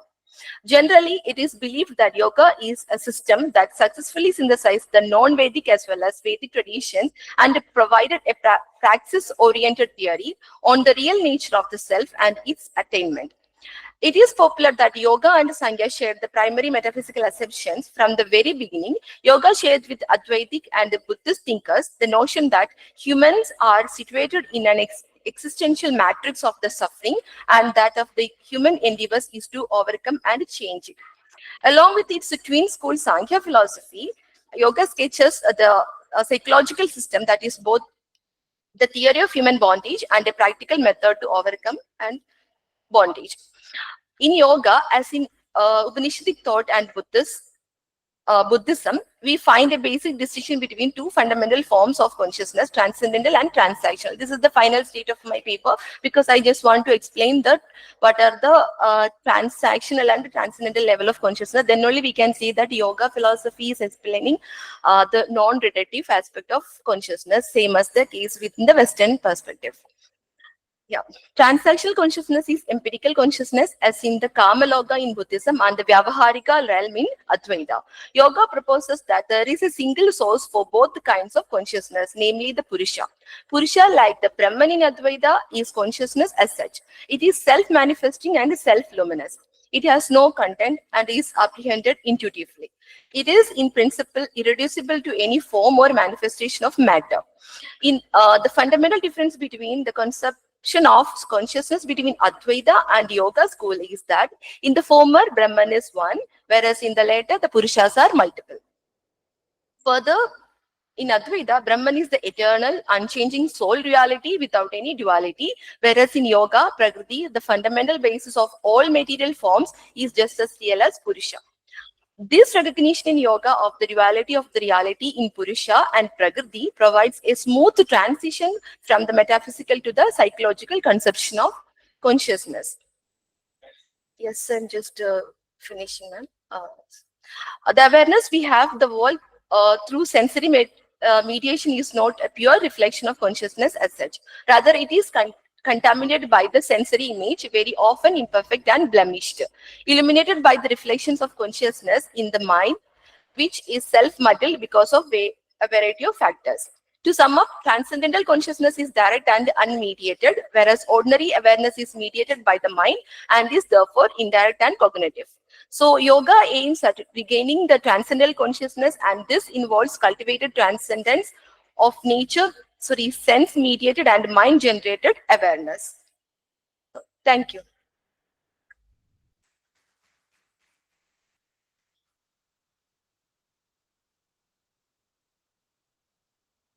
Yes, thank you. Thank you so much, Simi. Now, I would like to request Professor Gopal Sahu sir to present his paper. Then after, we will go for discussion combinedly. Yes.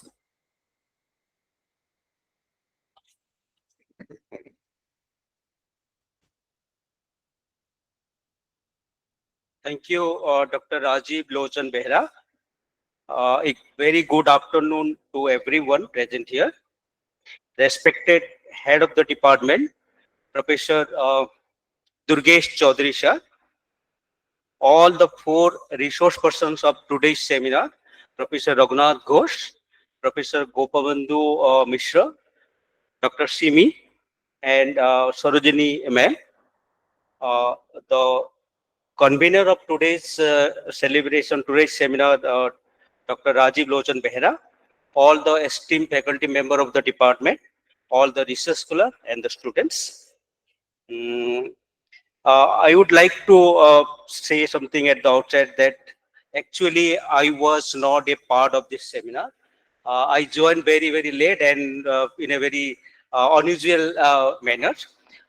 In fact, I came for a different seminar, and when Dr. Rajiv came to know about my coming, he invited me yesterday only, and he's so gracious that he not only invited me to take part in the seminar, but also make a short presentation. So I'm so thankful to him, and I extend my very gratitude not only to Dr. Rajiv Lochan Behra, but also the entire Department of Philosophy for being so gracious me to be present here and to make my presentation. So naturally, my presentation will be very short. It is not well developed. It will not be well argued. But nevertheless, I will try to make sense of myself. I will try to make myself understood, and I will say something in relation to the today's theme that it is being said by the organizer, that is yoga is a holistic science, but I should rather say that yoga as a holistic science, consciousness, meditation, and neuroscience. So definitely my presentation will be not a paper kind of thing, just some kind of observation comments related to this particular chosen themes. Now, if you see the themes of today's seminar in connection with the celebration of International Yoga Day, this is very, very relevant, no doubt about it, but it is very, very, very, very ambitious in the sense that it is, the topic is so big, so vast, so open-ended that it is a one-day seminar, and in fact, today is not even a one-day seminar, it is half-day seminar. So a half-day seminar like today's cannot do any justice to this kind of thing. But nevertheless, I will say that this is one of the very, very relevant and contemporary topic. So for this, I must congratulate all the department, all the organizer, the convener, Dr. Rajiv Behra, as well as his colleagues and the faculty members of the department. Now, as I told you earlier in my presentation will be just a sketch, a comment in relation to this particular chosen theme. Before I reveal my objective of presentation and the title, let me say something about this very theme. Here, the theme suggests that it is trying to develop yoga, a kind of systematic, exact, and holistic science. And to develop any subject as a science, you need two parts. The first part is a philosophical background, and that philosophical background will provide the logical aspect, take care of the logical aspect of the science. And the logical aspect of the science are consistency, coherence, explanatory power, and so many other things. But let us see, come to these 3 or 4 things, that your system, your science should have an internal mechanism to be complete in itself. You should have a consistent system in itself. So consistency is the core condition an exact science need to fulfill, and that consistency part will come from the philosophy and analytical study. Therefore, one aspect of developing a science like yoga, a subject like yoga into an exact science or a holistic science needs a philosophical background. But To make it an exact science, you need evidence. It needs to be supported by some evidence. So the evidence side will come from the scientific study. And if you combine them together, then the scientific study will provide you the validation, the question of validation, acceptability, applicability, so many things, and practical aspect of that. So if you, this particular part will come from the different scientific acumen, and the subsection of this title is consciousness, meditation, and neuroscience. And probably this particular theme assume that the philosophical foundation side is assumed, or it is well established. And now let us provide the foundation from the scientific foundation to yoga to make it an exact science. I will not go to that science. Here, I will question that even we do not have a philosophical foundation of yoga, one thing, and secondly, second question will be there, or second contention, or second objective of my presentation will be that we don't need it. We do not have one. We don't need it. Therefore, the question is we should not try for it. Why? This is what I will try to discuss in the 4 or 5 minutes, in the next 4 and 5 minutes. Now, as I said, many people, or it is an assumed, it is a received view that Sankhya provides the philosophical foundation of yoga. And we know that Sankhya and yoga, they are considered to be the complementary and supplementary system, and they are the Sankhya philosophy provides the philosophical part of yoga. And some people, they say that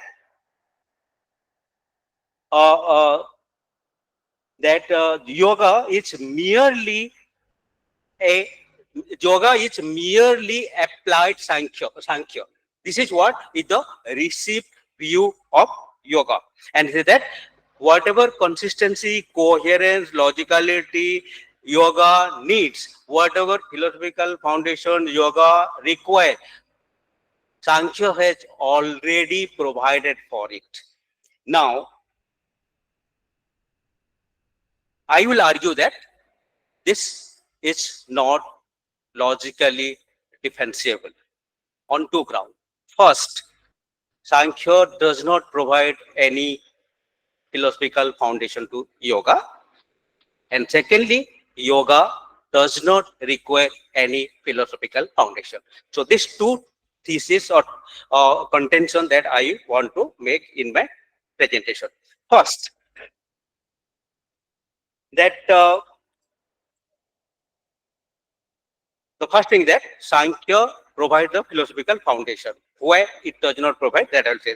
And many people that people argue that, or it is a considered view that, it is a well accepted view that yoga uses the metaphysical, cosmological, and the seriatorological. Seriatorological means the study of the liberation, the study of the freedom and liberation. So these three things that yoga uses comes from Sankhya's philosophy. So it provides the philosophical foundation. This view is mistaken. It is overstated. It is not true. First, come to the metaphysical thing.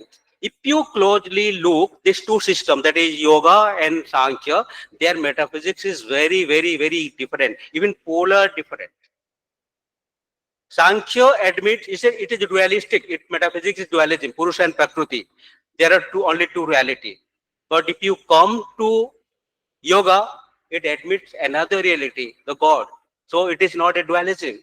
And you know, the theory of dualism, there is a very, very, may not be contradictory, but both, they cannot go together. They are contrary at least. If one is true, the other will be false. So metaphysically, they are not the same. So therefore, how yoga can use the metaphysics of Sankhya? This is a misnomer. Secondly, the cosmology, let's say the origin of the universe and the Prakriti, the Sanjog of Prakriti and Purusha, and the evolution of different elements, that scheme will not be sustained, logically sustained within the theistic and pluralistic frameworks of yoga. So yoga cannot use the cosmological explanation of Sankhya without inviting trouble for itself. It cannot simply use the metaphysics and cosmology of Sankhya. So Sankhya does not provide the metaphysical and cosmological background for yoga. Thirdly, come to the this seriological question, and you will say that in yoga the attainment of liberation is due to practice. It is an action oriented thing, and also it is a divine grace. But such a scheme will not be, such a seriological scheme will not be entertained, cannot be accommodated within the metaphysics and cosmological world view of Sankhya. Therefore, my first contention is that the epistemological foundation, the metaphysical foundation, the philosophical foundation that people have assumed Sankhya provides to yoga is not well founded. Therefore, I said that yoga cannot provide the philosophical foundation of yoga. Secondly, does yoga need a philosophical foundation? I said no. Yoga is such a well-developed, well-structured, practical-oriented subject. It does not even require a philosophical foundation. Why? Let me say one thing. That if you say the yoga begins with mind and ends with mind. It starts with chitta vritti, that modification of the chitta, and it ends with the chitta vritti nirodh. And in the very process of all this thing, there is no use of, let's say, the cosmology, the metaphysics, and all that kind of thing. Ultimately, he has not used much about the Prakriti Purusha very extensively. In fact, yoga has used the role of has admit the role of God more than the role of sanjog between Prakriti and Purusha in the attainment of Kaivalya. So therefore, that is also not required. Another thing that I'm giving 3 examples where yoga does not need a philosophical foundation. One argument is that it is a yoga is method centric, and we know that if you take all the 8 paths of Ashtanga yoga, each are separate and each are complementary to one another. A person can perform one, he can choose one of the asana, one of the step, one of the limb according to his requirement. And also, if you analyze this thing, this 8 path, 8 limb, they talked about variety of things. Some are concerned with your physical body, some are concerned with your breath, some are concerned with your mind. So it is so well structured and so well organized that one can perform any chosen limb without breaking the order or without even questioning the entire limb. So therefore, it is not the metaphysics that support it. It is rather the well-structured methodological, the structuring of the limb, and that does not require any metaphysics. Secondly, it is that kind of view is not world view dependent scheme. If you see Ashtanga yoga, and you see that so many people are performing it, a lay person, anyone without knowing even what Prakriti, what Purusha, and anything, and they are doing it very successfully, and they are doing it very meaningfully, and that is helping them. So in fact, yoga doesn't require one, and it does not expect its practitioner to know or to believe in some or other kind of metaphysics. So it's don't believe, it does not commit. If you use the word of ontological commitment, the word used by Quine, so yoga does not have any ontological commitment of a worldview. It does not require. And thirdly, it is universally applicable. In the sense, anybody can do it anytime, anywhere, without knowing anything. So I will say that it is so practical, so action oriented, so well structured that it is just like driving a car. A person can drive a car. Of course, he is a little interested and little acumen is required. And if a person wants to drive a car, can easily learn it and drive it without knowing the mechanics of car. So similarly, a person can practice, any person, yoga without invoking, without committing any kinds of metaphysics. So I have proved both the things. Sankhya does not provide the philosophical foundation. Yoga does not require one. So on the basis of this thing, these 2 points, I am just concluding my conclusion are threefold. The first one is that yoga's association with Sankhya is historical, but mostly overstated. It is not well proven. This is the first conclusion or take away thing I'm telling. Secondly, Sankhya's metaphysics is problematic philosophically. It draws a lot of questions. Scientifically not well established. And if yoga will adopt Sankhya's metaphysics, it will create its practical oriented philosophy into it will make a very dogmatic, a very unpractical metaphysical system. It will not be a yoga in the real sense. And thirdly, my suggestion is that yoga should be recognized and practiced as an independent system with its pragmatic approach and on its own. So my title of this presentation is that the title of my presentation is let me say this the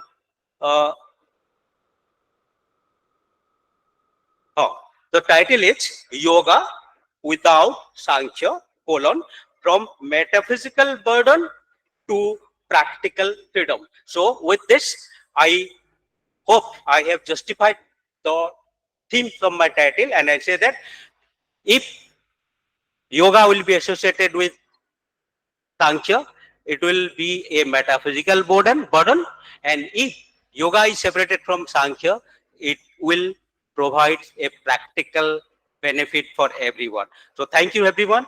Thank you for your patience listening, and thanks once again to Dr. Rajiv Lochan Behra for being so gracious to accommodate me in the short notice, and giving me a chance to share my view with you.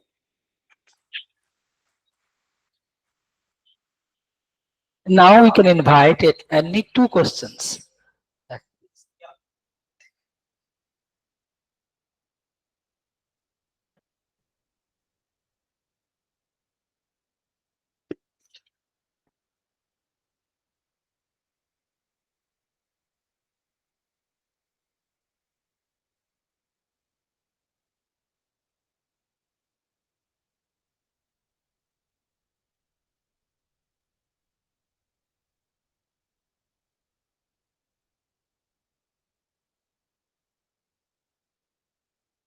Sir, you can use this mic. थोड़ा कम आ रहे हैं sir, वो आपका fan की वजह से. Sir hello professor Sahu, thanks आपको आपके इस अच्छे कमेंटेटिव लेक्चर के लिए. भारतीय दर्शन की एक सबसे बड़ी खासियत है कि यहाँ कोई ऐसा संप्रदाय नहीं है जिसके पास ज्ञान मीमांसा और तत्व मीमांसा न हो, नंबर 1. और ये दोनों ही एक साथ पैरेलल न चलती हो, अविरोधी हैं, लेकिन एक दूसरे को सपोर्ट करती है. जिसकी जैसी ज्ञान मीमांसा वैसी तत्व मीमांसा, जैसी तत्व मीमांसा वैसी ज्ञान मीमांसा. सांख्य और योग को अलग देखने की प्रवृत्ति पर भगवत गीता रोक लगाती है. सांख्य योग पृथक बाला प्रवदंती न पंडिता. ये सांख्य और योग ये दो नहीं हैं. भगवत गीता में भगवान श्री कृष्ण स्पष्ट इस बात को कह रहे हैं कि इन दोनों को सांख्य योग पृथक बाला न पंडिता. जो पंडित लोग हैं अलग अलग नहीं मानते, जिनको सांख्य का बोध नहीं है उसको अलग अलग मानते हैं. दूसरी बात यह है कि जहां तक योग का सवाल है, योग ये शब्द ही अपने में बताता है कि चाहे यह योग युजिर योग युज समाधो का योग हो, चाहे यह समत्वम योग युच्यते का योग हो, चाहे यह योगा कर्म सुकौशलम का योग हो, चाहे यह हमारे सिद्धांत और व्यवहार का योग हो, चाहे हमारी साधना और हमारी साधना के लक्ष्य का योग हो, योग तो है। और पहले ही सूत्र में जब पतंजलि इस बात को कहते हैं कि योगा चित्त वृत्ति निरोधा, जब इस बात को कह रहे हैं तो इसका सीधा मतलब यह है कि योग चित्त और वृत्ति ये दोनों दो चीजें हैं, और इन दोनों चीजों को लेकर के ही योग दर्शन बन सकता है। भले चित्त वृत्ति में एक का निरोध ना हो, लेकिन योग वहां भी है। सवाल इस बात का है कि जब हम लोग ये कहते हैं कि न्याय वैशेषिक के एक एलाइड सिस्टम है, जब हम कहते हैं कि ये सांख्य और योग एलाइड सिस्टम है, जब हम कहते हैं कि पूर्व मीमांसा और उत्तर मीमांसा एलाइड सिस्टम है, कोई तो आधार है शास्त्र का। और शास्त्र की बात को, शास्त्र के संदर्भ में जब हम कोई बात करते हैं तो हमको शास्त्र से उसका प्रमाण लेके आना चाहिए। ये सांख्य योग का व्यवहार पक्ष है।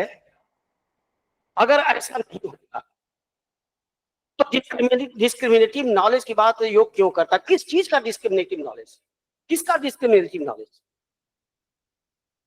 तो प्रकृति और पुरुष, जो सांख्य दर्शन में प्रकृति और पुरुष का जो द्वैत है, इस दोनों के द्वैत का जो डिस्क्रिमिनेटिव नॉलेज है, अद्वैत डिस्क्रिमिनेटिव नॉलेज को नहीं मानता, और लेकिन सांख्य दर्शन डिस्क्रिमिनेटिव नॉलेज के माध्यम से ही कैवल्य की बात करता है।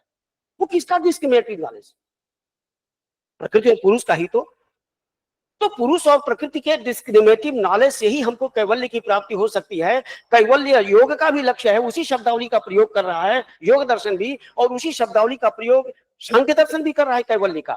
और कैवल्य के लिए सांख्य दर्शन भी कह रहा है कि प्रकृति और पुरुष के डिस्क्रिमिनेशन का नॉलेज होना चाहिए, और वहां सांख्य वहां प्रकृति और पुरुष का नाम ले करके डिस्क्रिमिनेटिव नॉलेज को केवल कह रहा है। आखिर वो किसका डिस्क्रिमिनेटिव नॉलेज? वो कहां से आएगा?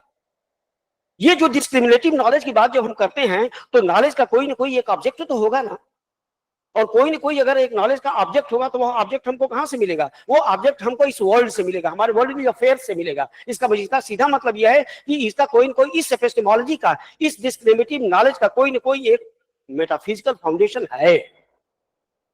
क्योंकि हम मेटाफिजिक्स में ही हम जगत की चर्चा करते हैं, ईश्वर की जगत और उसकी उत्पत्ति की व्याख्या करते हैं, तो हमारा ऑब्जेक्ट कहां से आएगा? अगर हम योग दर्शन को उसकी डिस्क्रिमिनेटिव नॉलेज का ऑब्जेक्ट पूछे कि वो कहाँ है, तो वो कहां से आएगा? या तो हम सांख्य दर्शन को लेकर के चलें कि सांख्य दर्शन के पुरुष और प्रकृति के डिस्क्रिमिनेटिव नॉलेज से वो आएगा, या तो हम ये माने कि ये वर्ल्ड एग्जिस्ट करता है, जिस वर्ल्ड में जो ऑलरेडी ऑब्जेक्ट्स हमारे हैं, ये ऑलरेडी ऑब्जेक्ट्स, इनमें इन वर्ल्डली ऑब्जेक्ट्स का हमको, इस वर्ल्डली ऑब्जेक्ट्स को हमको मान के चलना पड़ेगा। तो ऑटोमेटिकली एक मेटाफिजिक्स यहाँ इन्वॉल्व हो ही जाती है। मुझे लगता है कि शायद इसीलिए हमारे शास्त्रकारों ने कहा कि नहीं, बहुत सारी चीजें ऐसी हैं जो वैशेषिक कह देता है, न्याय दर्शन उसको कहता है हम मान के चल रहे हैं। बहुत सारी चीजें ऐसी हैं जो पूर्व मीमांसा कहती है कि अब मान लेती है, उसको वेदांत कहता है कि मैं मान के चलता हूँ। कुमारिल भट्ट को तो कहा जाता है कि वो तो अद्वैत वेदांत के बहुत बड़े, एक प्रकार से कह लीजिए कि बहुत बड़े समर्थक हैं। तो कहीं ना कहीं से हमारी जिसकी बात हो चुकी है उससे आगे की बात अगर कोई करनी होती हो तो उसकी चर्चा कम होती है, सिद्धांतता उसको स्वीकार कर लेते हैं। प्रायः सांख्य दर्शन के साथ भी और योग के साथ भी ऐसा ही है, क्योंकि किसका योग, वहां योग शब्द का जो प्रयोग किया है वो किसका योग? दार्शनिक दृष्टिकोण से तो सांख्य और दर्शन। Sorry to interrupt you sir, please ask your question pointed. नहीं, मैं क्वेश्चन नहीं कर रहा हूं। I don't know whether it is an observation और ए कमेंट और a question. No, I am sorry, specify the question. I am sorry, there is no question. लेकिन जो आपने दोनों का डिस्क्रिमिनेशन दिखाया है, I am sorry, no such type of discrimination between Sankhya Yoga. So if it is not meant for a question, sir, then probably it don't require any answer also. But with this, I will say one thing. You have raised 3 or 4 points, though you have not put them in the form of question. But I might not be correct. One thing you are saying that they are using the same terminology. That is not enough to club them together. The same terminology has been used by extensively by different things. So where the yoga is not combined with other things, this is my counter example. Secondly, they are treated together. But what is the argument for that? They are just treated together in the text, in the tradition. Is that enough to just admit it? I am just questioning it. There is no background to treat it.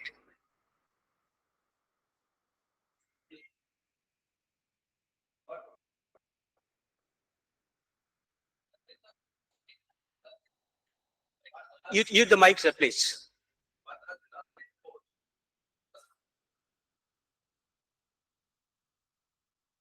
It is using, sir. It is mic is using. I mean, it is working. Now, We should proceed. Whatever has been told already by the Shastra, Gita, whatever. We should proceed forward. Number one. Number two. What is the Whatever we number are. one, sir? Please, What is the please, number? please. I'm No, not able to follow you. please. What is number one? Let me finish my. Let me finish my to tell my thing. One thing. What has been told already, we should proceed forward. One. Second thing. Whatever we are saying, it should be proved by the Shastra. Because it is Shastric term. Sankhya and Yoga, both are the Shastric terms. So we should take the relevance or the proof of the Shastra. Tasma Shastram Pramanamte Karya Vyavasthitau. Whatever Shastra is telling, that should be the proof element. Please. Third thing, let us conclude it. It is not a Shastrartha Sabha. It is the point. Yoga is holistic science. That is the point. So it is already debated. Please, let it finish. Should I answer it or just? No, there is no question also. There is no question. It is an observation. Question, sir. No. It was It is question only. Please go through. Wait, please. What is there? No. I am requesting. I am requesting. Sit down or answer it. That is what I'm asking you. No. What is your point? My point is, it is an observation. There is no question, as you have already told. Okay. So kindly let it be finished here. No. Okay, that is what I said. That's my observation. No. There is no time. No. Please. There is no time. No, please. Yes.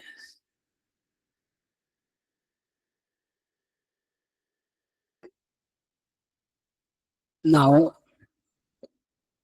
I would request to the president of this seminar, Professor Gopamata Mishra sir, could you please come on the dais, podium, and I'm really sorry to say that I missed one point, that keynote address. So, could you please just put on that little bit and then give the remarks?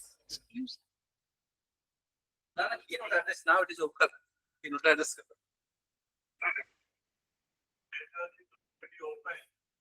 What is keynote again?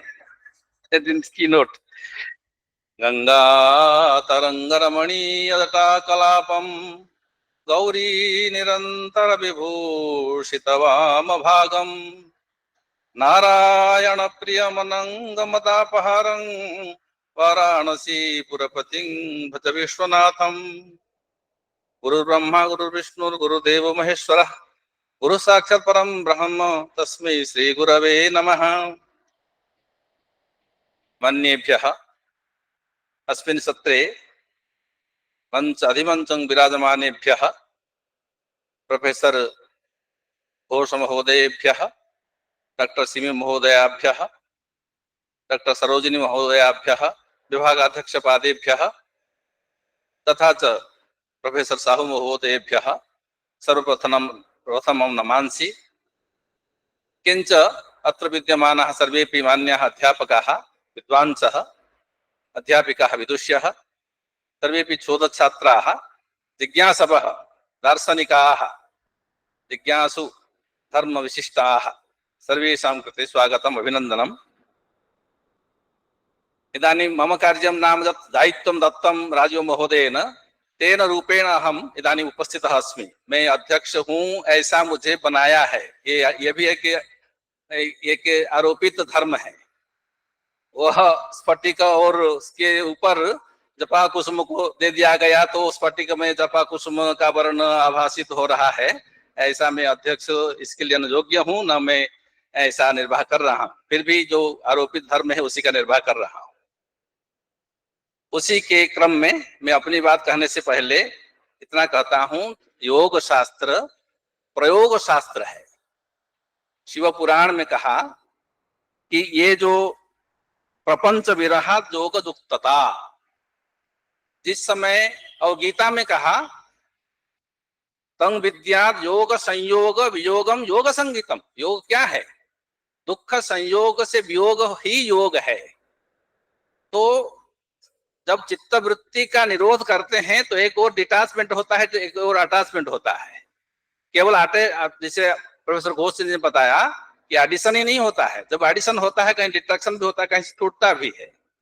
तो वहनी में दाह्यत्व तो है, जल सकते अग्नि में, sorry काष्ठ में दाह्यता है, किंतु जब अग्नि संयोग होता है तब उसमें दाह्यता प्रमाणित होती है। योग वह काम करता है, दाह्यता सिद्ध करती है, यह जो विशिष्टता है। इसलिए एक ही भगवान ने गीता में कहा, प्रसादे सर्व दुखानां हानिरस्योपजायते प्रसन्न चेतसो ह्यासु बुद्धि पर्यवतिष्ठते। बुद्धि की तो बात कही है कि प्रसन्न चेत हो जाने से ही प्रसादे सर्व दुखानां, जिसकी चर्चा सांख्य ने की है, दुखत्रय विघातात् सर्व दुखानां हानि ही। तो योग का जो प्रयोग है, जिसके लिए चर्चा है, होलिस्टिक साइंस है, जिसमें कॉन्शसनेस डेवलप हो जाए, चित्त वो स्तर आ जाए। किसी ने कहा कि वह जब जिनके मुख से निसृत है, इसलिए हम वेद को श्रुति अपौरुषे कहते हैं।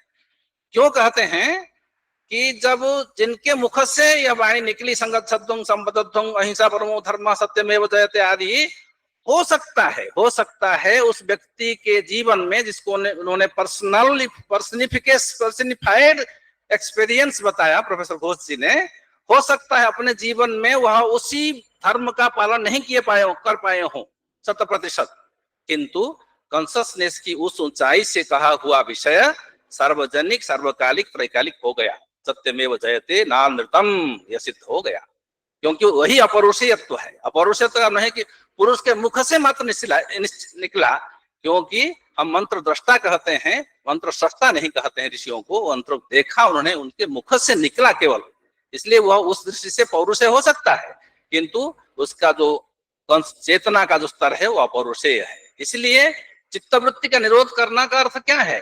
वो तो जत्र जत्र वह जो जहां जहां मनश्चंचलम स्थिरम, जतो जतो निश्चलति मनश्चंचलम स्थिरम ततस्ततो नियमेत आत्मनेव असंगयेत। क्या मन को जहां जहां जा रहा है वहां वहां देखते रहो, वहां से निवृत्त करके ही आओ। मन कहाँ जा रहा है? मन है तो हमारा, कहाँ जा रहा है? लेकिन उसकी गति को देखकर, उसकी वृत्तियों को देखकर निरोध करना ही तो प्रसादता है, प्रसन्नता है। प्रसन्न चेतसो ह्यासु बुद्धि पर्यवतिष्ठते। प्रसन्न चेता हो जाना, यही योग कह रहा है, यही तो सांख्य कह रहा है कि दुःखत्रय विघाता, दुःखत्रय का विघात ऐसे ही होगा, अर्थात चित्तवृत्ति निरुद्ध होकर कंसंट्रेटेड हो जाएगा। जिसके लिए डीप कंसंट्रेशन की बात आपने प्रोफेसर घोष ने पहले ही कही, वह तो सांख्य भी तो कर रहा है, इसलिए योग तो उसके अतिरिक्त नहीं कर रहा है। भले उनके शब्दावली, उनका प्रयोग धर्म, प्रयोग वैश्विक वर्णन भिन्न हो सकता है। इसलिए हम लोग एक कंबाइंड फॉर्म में एक दोनों को परस्पर मैंने एक जिसको भगवत गीता में भगवान ने कहा, सांख्य योगो पृथक बाला प्रबंधन्ति न पंडिता एक अभ्यास सम्यक बिंदते फलम, ऐसा कहा। तो पहले मेरे धर्म का पालन कर लेता हूं 5 मिनट में, अधिक समय क्योंकि समय का ऐसे संक्षेपण है, मुझे क्षमा करें। मुझे कुछ समय की दृष्टि से आपको नियंत्रित करना पड़ा, मैंने कुछ संयम के साथ करना पड़ा, मुझे क्षमा करें। मैं फिर प्रोफेसर घोष की बात कहने के लिए 2 उदाहरण देता हूँ। उदाहरण तुमने बड़े प्रमुख उदाहरणों को दिया, उनकी बातों का वैशिष्ट उदाहरण से भरा हुआ है। मैं 2 उदाहरण फिर देता हूँ आपको। एक भारत रत्न परमादरणीय पुण्यश्लोक बिस्मिल्लाह खां, आपने साधना की बात बताई थी। साधन जीवन में जो उपलब्ध हैं, ये इंद्रिय हैं, ये पंचकोश हैं, ये सारे भौतिक पदार्थ हैं, ये सभी साधन हैं, साधना के लिए हैं। कैसा है वो बिस्मिल्लाह खां का उदाहरण देता हूं। भारत रत्न बिस्मिल्लाह खां जी एक बार बहुत पहले, हमने देखा है उनको, आपने देखा होगा, और अभी उन्होंने, आप लोगों ने जो विद्यार्थी हैं वो नहीं देखा, लेकिन सुना हो अवश्य होगा। यहीं के थे। कहाँ के थे बिस्मिल्लाह खां जी? कहाँ, किस चीज के थे? किसके, किस विषय के? नहीं जानती। शहनाई वाह के, तो शहनाई बजा रहे थे। गंगा जी के तट पर किसी घाट पर बैठकर 1 घंटा, 1.25 घंटा, 1.5 घंटे तक बजा रहे थे। कोई एक भी दर्शक नहीं था और कोई माइक्रोफोन ये सब सिस्टम कुछ भी नहीं, बजा रहे थे। तो बहुत दूरी पर, कुछ दूरी पर एक जो नौजवान बैठा था, वो फिर आया, जब थक गए, विश्राम करने लगे, तो आया, कहा कि मुझे एक प्रश्न है, जिज्ञासा है, अभी कोई माइक्रोफोन नहीं, कोई श्रोता नहीं, लेकिन आप एक लंबे समय तक ये साहनाएं किसको सुना रहे थे? तो उन्होंने कहा कि मैं माँ गंगा को सुना रहा था। यह साधना है। निरपेक्षतया चित्तवृत्ति को डीप कंसंट्रेशन तक ले जाना, जो साथ अमजल लिखा की बात आपने बताई, वह हवाई जहाज में भी, किसी अवस्था में भी डीप कंसंट्रेशन यही योग है, यही प्रयोग है। एक उदाहरण। दूसरा, रविन्द्रनाथ टैगोर ने कहा कि ये हमारी जो जीवनचर्या है, ये आत्मभरिता से भरी हुई है। आत्मभरिता, जब आत्मभरिता से हम विश्वम्भरिता की ओर जाते हैं, यही योग है। अब हम विश्वम्भर हो जाते हैं। तो वाल्मीकि बन गए। रत्नाकर जो थे, शोक श्लोकत्व आगतः, जिसकी चर्चा आपने की, वो शोक वैयक्तिक न होकर इम्पर्सनिफाइड हो गया। यह विश्वम्भर हो गए, वाल्मीकि विश्वम्भर हो गए। हम हो सकते हैं। यही योग चित्तवृत्तियों को इतर स्थलों से निवृत्त करके एक डीप कंसंट्रेशन तक ले जाना, यही कॉन्शसनेस की चरम सीमा है, ऊर्ध्व सीमा है। ये इसमें भी वह क्षय वृद्धि होती रहती, एब्सोल्यूट नहीं है। ये हो गया तो पहुंच गए। इसलिए जीवन मुक्त के लिए भी कहा गया है, अष्टांग योग में भी कहा गया है कि जीवन मुक्त हो भी गए तो भी यम और नियम का त्याग नहीं करना है, नहीं तो फिर स्खलन की संभावना है। ये जो देख रहे हैं तब सो योग भ्रष्टो भिजायते, ये जो देख रहे हैं ना, इतने सब तुरंत इनको बुद्धि स्फुरित है, वो योग भ्रष्टो भिजायते।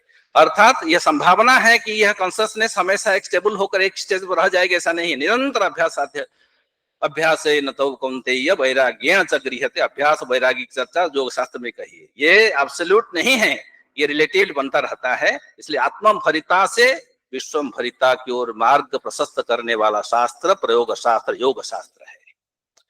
तो दूसरा उदाहरण देता हूं। मैं उसके साक्षी था। आदरणीय परम श्रद्धेया गिरिजा देवी, आपने और किसी का नाम सुना? गिरिजा देवी का नाम सुना नहीं? क्या प्रश्न क्यों पूछते हैं? क्या शिक्षक है ना, आप इस पे पूछ लेते हैं कि अब पता है कि नहीं। गिरिजा देवी जी हिंदी नाट्य मंडली है, नाटक मंडली, उसके सभागार में उनकी उपस्थिति में उनकी शिष्या नृत्य प्रस्तुत कर रही थी।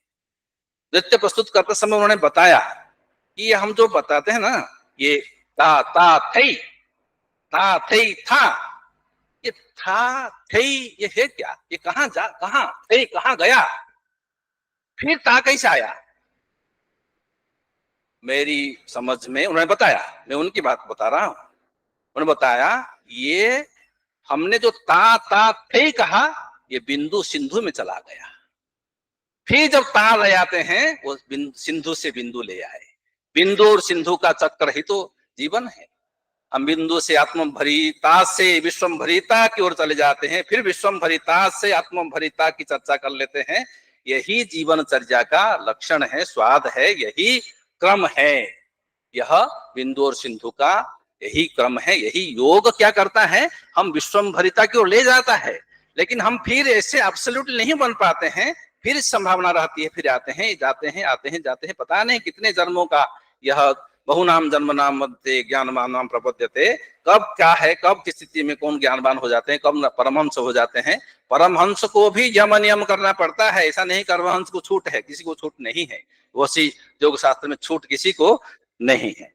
मैं इसी को अंतिम कहकर कि ये जो तन्मयी भाव से मनमयी भाव से तन्मयी भाव की बात आपने बताई, यह बड़ा प्रमुख आपने उदाहरण दिया। और शिव को भी, पैजन को भी, जो विष तथा कथित विष जो है, विष की भी एक संभावना रहती है, उसकी भी अपेक्षा रहती है। कंटके नैव कंटकम, एक कांटे को निकालने के लिए कांटे की जरूरत पड़ती है, धागे से कांटा नहीं निकल सकता। कांटे की भी आवश्यकता है, हर किसी की आवश्यकता है। हाथी को, इसलिए हम माता अन्नपूर्णा के क्षेत्र में रहते हैं, जहाँ हाथी को मण, चींटी को कर्ण का प्रबंधन यही है। अर्थात सभी के अनुरूप जैसा है उसी तरह से प्रबंध करना यहाँ है। मनुष्य ही है वो, उसके पास बुद्धि है। यह जो सांख्य का तत्व है यह दुधारू है, आगे ले सकती है, पीछे ढकेल भी सकती है, यह तत्व का विवेचन करा भी सकती है और तो ह्रास भी करा सकती है। इसलिए इसको मार्जित करते रहें। इसलिए प्रसन्न चेतसो ह्यासु बुद्धि पर्यवतिष्ठते, प्रसन्नता की बात सर्वथा कहते हैं। प्रसन्नता कब आएगी?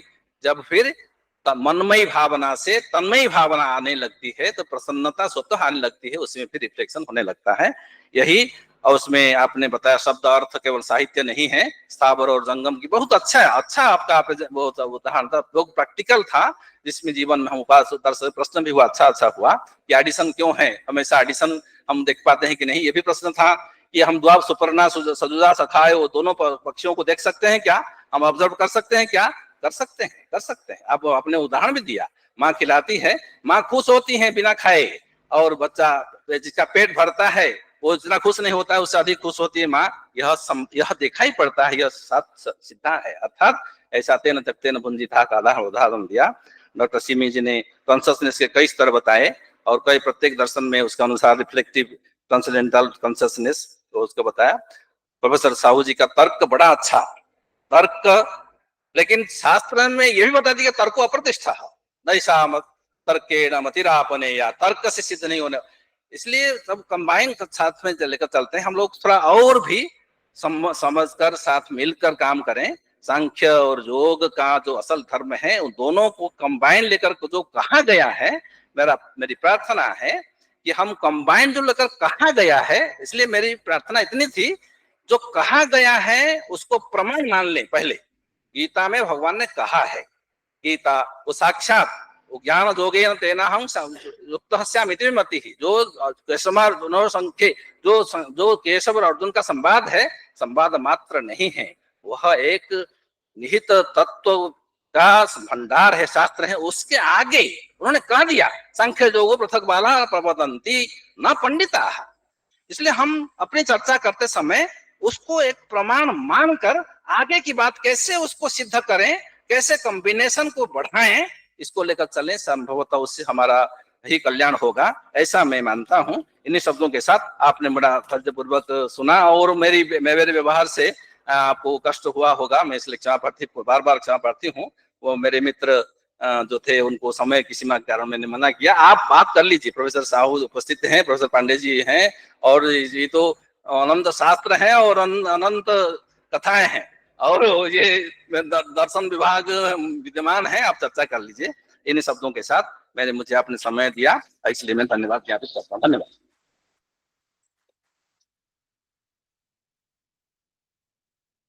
Now I would like to request Dr. Priyanka Misra, ma'am, faculty of this department, to provide the vote of thanks.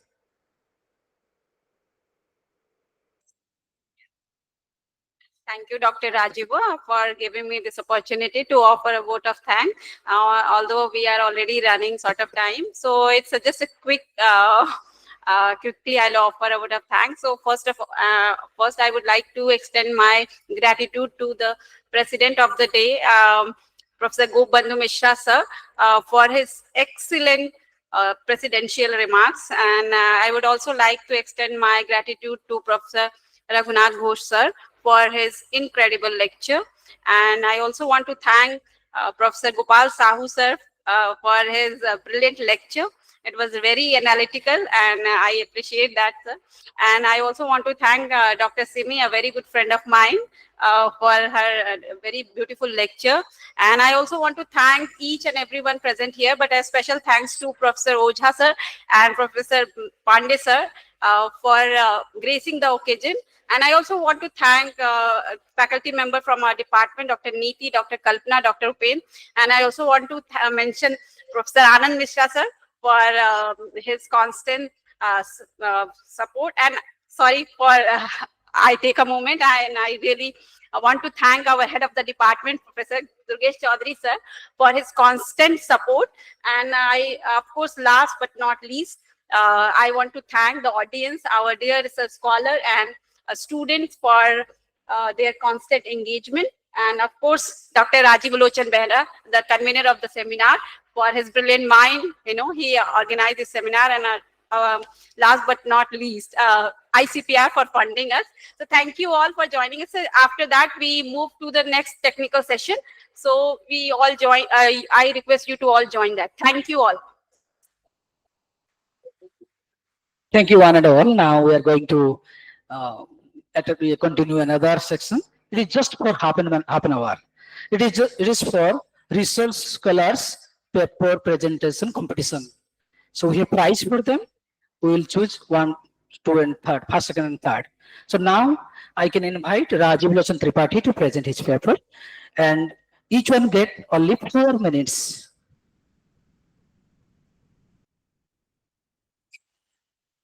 Good evening, everyone. I am Rajiv Lochan Tripathi, a research scholar, Department of Philosophy and Religion, Banaras Hindu University. So my topic of presentation is a new look on the function of mind in yoga meditation and Descartes meditation. So my attempt in this paper was to see whether we can develop a new understanding of mind by integrating the aspects of the methodological doubt of the philosophy of René Descartes and the meditation of yoga. So the first point is when there is a doubt on whatever we are having, whatever perceptions we are having in our daily living, whatever thoughts and memories which are arising, that whether they are true or whether they are false. So then we can have a certain sort of a space between the thoughts and the awareness of those thoughts. So that is what is called as in yoga the functional aspect of the mind and the dysfunctional aspect of the mind. The functional aspect of the mind consists of the distinct ideas which provides clarity, which leads to the peace of mind. And when there is a clear perception which is free of any obscurity, then it provides true belief, leading to the end of mental fluctuations which arise in the mind, leading to the cessation of those fluctuations, which leads to the liberation. So two conceptions I have brought in this paper, which is one is the cognitive diffusion, another is the cognitive fusion. In cognitive diffusion, the mind cannot see the space between the mental fluctuations which arise in the mind and itself. So there is a coupling between the mind and the object of experience, which leads to psychological suffering. And in cognitive diffusion, there is a certain sort of space where there can be an observance of the mental functions and the observer itself, leading to the end of the psychological suffering.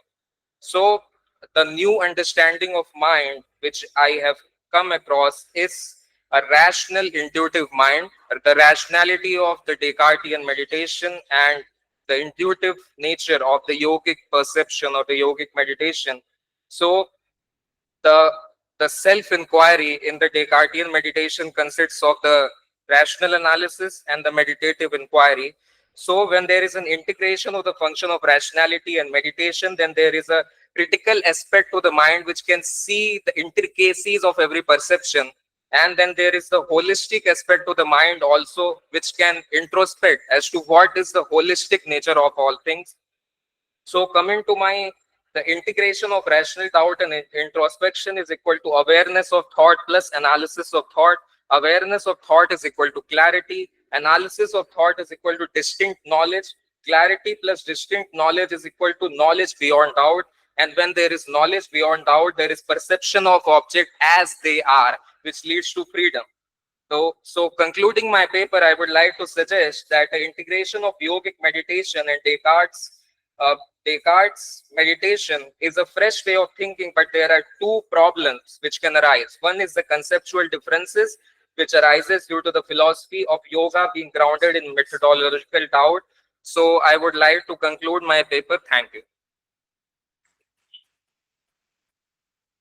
Thank you, Rajiv. Now we have another one, Francesca Phillips.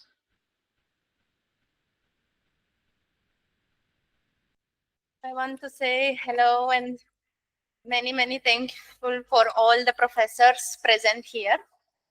I just want to talk very shortly about two different views. We are talking about the yoga as the holistic science, as well as the very philosophical point of view. So I want to say that in yoga philosophy, we are seeing the brain and the mind as being two different things. Like brain, it is the physical matter and it is in our body. It exists as a physical nature and it is existing in our brain, in our body. Mind, when we are talking about the mind, actually we are thinking with our mind. Many people are saying in the science that we are thinking with our brain, but the working of the brain is actually related to our organs and our physical body. So concluding very fast, I want to say that talking about Vedanta philosophy, comparing with the yogic perspective, I want to say that both the physical brain and our mental state are seen as being both the illusion, the illusory things. So this is a very, let's say, relative things, which I wanted to point that the both are only the illusory things. So it is not the full reality. Thank you.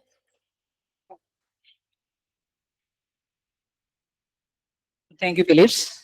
Now, I can invite Dr. Anita Yadav.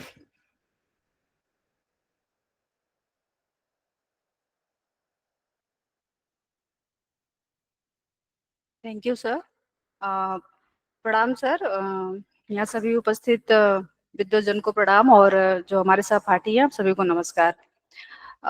आज का जो हमारा विषय है, जब हम योग दर्शन को पढ़ते हैं तो थोड़ा उसको व्यवहारिक होकर हम अपने विद्यार्थी स्तर पे जाकर के समझ रहे थे, तो सफलता का ऐसे टाइटल दे दिए हैं, सफलता का मूल मंत्र मन का प्रशिक्षण। तो जब हम योग दर्शन को पढ़ रहे हैं तो हम एक विद्यार्थी होकर के उससे हमें क्या सीखना चाहिए, क्यों हम इतना भटकते हैं, क्यों हमारी जो मेमोरी होती है इतनी कम होती है, और फिर हम किसी एक विषय पे स्थिर नहीं होते हैं और हमारे माइंड में जो सफलता का प्रेशर है वो अत्यधिक होता है। क्या जब हम योग दर्शन को पढ़ रहे हैं तो उसको अपने जीवन में बहुत सरलता से व्यवहारिक स्तर पे कैसे अप्लाई कर सकते हैं। तो उसमें कुछ पॉइंट्स ऐसे हमको मिले जो कि हम मोक्ष की तो बात नहीं कर सकते हैं, क्योंकि पहले कभी मानव का लक्ष्य हुआ करता था स्वर्ग, उसके बाद मोक्ष चला, और अभी कंटेम्प्रेरी में जितने फिलोसफर को हम पढ़ते हैं सबका लक्ष्य मानवतावाद है। शायद आज के टाइम में मानवतावाद भी खत्म हो रहा है, तो हम उतने दूर तक तो नहीं जा सकते हैं इस व्यवहारिक जीवन में, इस योनि में, मनुष्य योनि में, जहां तक हमारी क्षमता है। हमें लगता है एक विद्यार्थी होकर के हम अपने सफल होने के लिए, एक व्यवहारिक जीवन जीने के लिए, आजीविका के लिए हम उस दर्शन का कितना उपयोग कर सकते हैं। तो पहला हमें, जैसे कि 4 पाद होते हैं योग दर्शन में, तो जो पहला है वो समाधि पाद क्यों है भाई। लास्ट में तो कैवल्य पाद है, लेकिन प्रथम जो है वो समाधि क्यों है, क्योंकि जो समाधि का अर्थ है, जैसे योगा समाधो, अलग अलग अर्थ अभी हमारे जो गुरुजन लोग थे वो बताएं कि योगा कर्मसु कौशलम में क्या है। योगा कर्मसु कौशलम में जो कर्मसु कौशल है वो तो एआई के पास भी है, लेकिन योगा कर्मसु कौशलम में जो कर्मसु से समत्व का भाव है वो एआई के अंदर नहीं है। शायद इससे एआई को लिए हम वो परफेक्ट कार्य करता है, लेकिन वो योगा कर्मसु कौशलम वहां पे लागू नहीं हो सकता है। समाधि का एक और भी नाम है, उसको हम समाधान भी बोल सकते हैं, समाधान, यानी कि जहां पे दुख का, अविद्या का नाश हो जाए या अविद्या का समाधान हो जाए, एक ऐसी स्थिति, शायद उसको समाधि बोला गया है। समाधि से तात्पर्य समाधान का है, सम आ और धान। समाधि और समाधान दोनों धा धातु से बने हुए हैं, जिसका मतलब होता है धारण करना, यानी मन, जो मन की एकाग्रता है उसको धारण करना, ध्येय विषय पे एकाग्र करना, उसको धारण करना। सम और आ में मतलब होता है, सम का तात्पर्य होता है क्वालिटी, सम्यक, आ का सेंस होता है मात्रा। हम जैसे व्यवहार में कभी कोई चीज प्रयोग करते हैं तो कहीं पे सिचुएशन होती है कि क्वालिटी चाहिए, मात्रा भले कम हो, कहीं ऐसी सिचुएशन होती है कि हमें क्वांटिटी चाहिए, क्वालिटी भले कम हो, लेकिन क्वालिटी और क्वांटिटी दोनों समाधि में चाहिए, इसलिए सम्यक और पूर्ण रूप से जब चित्त को धारण किया जाए शायद उसको समाधि बोला जाता है। हम विद्यार्थी को अष्टांग योग और अष्टांग योग में सबसे पहले अगर हम छोटा सा पार्टी भी करते हैं तो केक काटने के लिए भी अच्छे अच्छे कपड़े पहनते हैं, यानी जो हमारा यम नियम है वो कितना लागू होता है। तो जब हम शरीर से स्वस्थ होंगे तब कहीं हम मन से स्वस्थ होंगे, और जब हम मन से स्वस्थ होंगे तो हमारा मन एकाग्र अपने आप होगा और हम जिस सफलता की तरफ जाना चाहते हैं उस विषय पे एकाग्र होंगे। बहुत कुछ रहा, छूट गया, धन्यवाद। Thank you, Anita. Now, Rinki Mishra.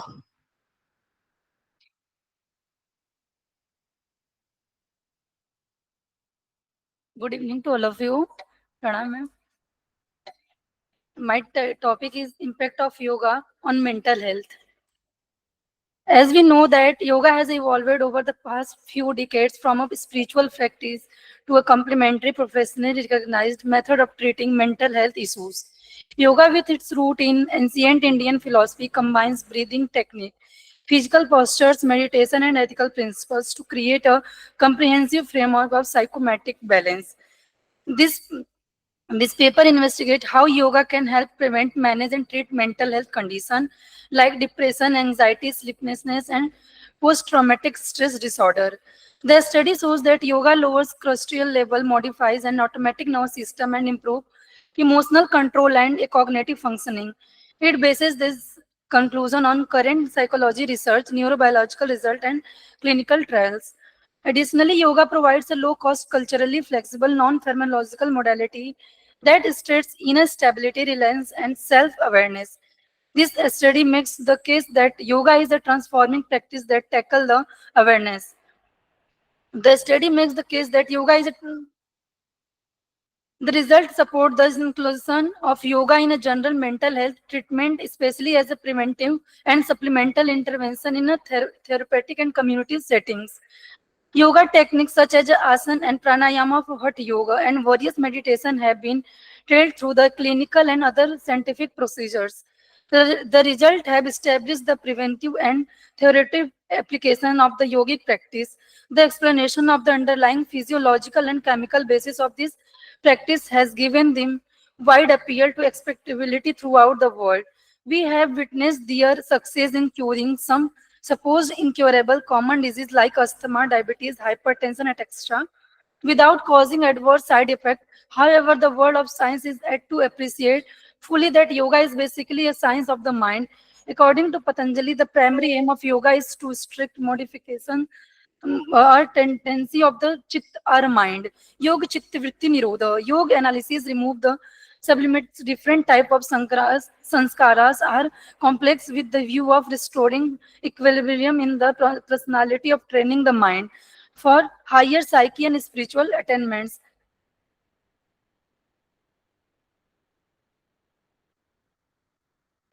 Patanjali in his Yoga Sutra, he described the different level or stages of consciousness and clearly stated that only a small fragment of the mind was conscious while the larger part of was unknown.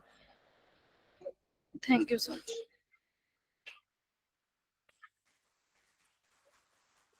Thank you, Ricky. Now, Ankit Sharma. Sir, हमारा विषय है बौद्ध दर्शन के ध्यान और सती अर्थात जागरूकता mindfulness का अभ्यास। इसको मैं सर 4 चक्र के रूप में समझाना चाहूंगा। अध्ययन, अध्यापन, अभ्यास, व्यवहार। बौद्ध दर्शन में इन्हें क्या कहा गया है?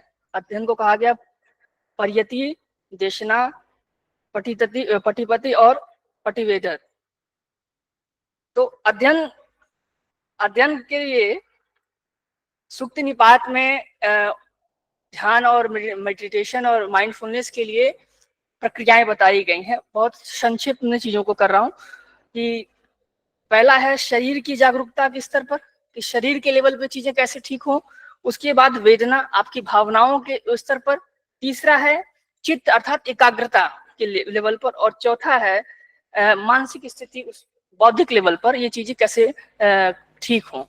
तो एक कथा छोटी सी अध्यापन को समझने के लिए, बुद्ध श्रावस्ती में जब थे तो उस दौरान उनके वन्य क्षेत्रों में उनके जा रहे थे तो अंगुली माल था, तो अंगुली माल सभी लोग जानते कि वो लोगों की उंगलियों को काटकर माला बना के पहनता, तो बुद्ध जा रहे थे, तो उसने बुद्ध को अपने वन क्षेत्र में जा रहे थे उसके, तो बुद्ध को उसने रोका, तो बुद्ध रुके नहीं, कि फिर आगे उनके बुद्ध के आगे वो आके खड़ा हो गया।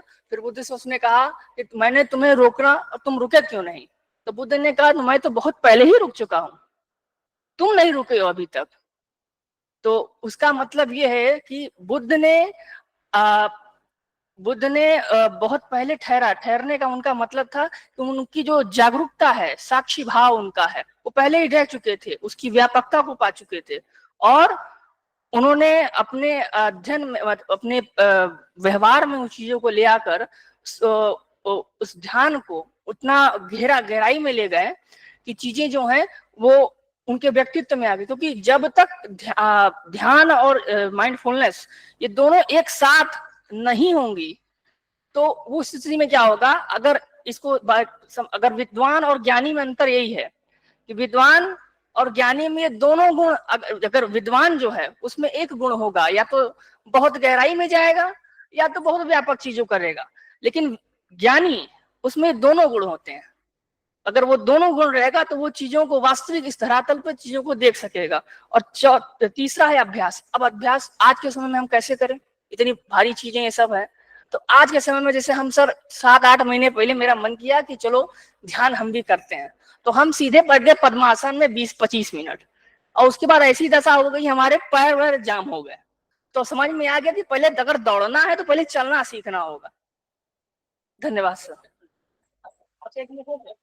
सर एक मिनट है, तो सर ये चलना सीखना होगा, तो इसके लिए हमको सबसे पहले एक प्रक्रिया करनी होगी। जैसे रात में अभी हम लोग खाना भोजन करते हैं, तो बिना भोजन बात किए मोबाइल चलाए भोजन नहीं होगा। रात को सोना है, सुबह उठने के लिए पहले सोना पड़ेगा, सोने आए तो मोबाइल के दूसरे कमरे में रख दीजिए, जिससे कि पहले आप ढंग से सोइए, तब ना सुबह उठ के ध्यान लगाएंगे, कभी ऐसी प्रक्रिया करेंगे।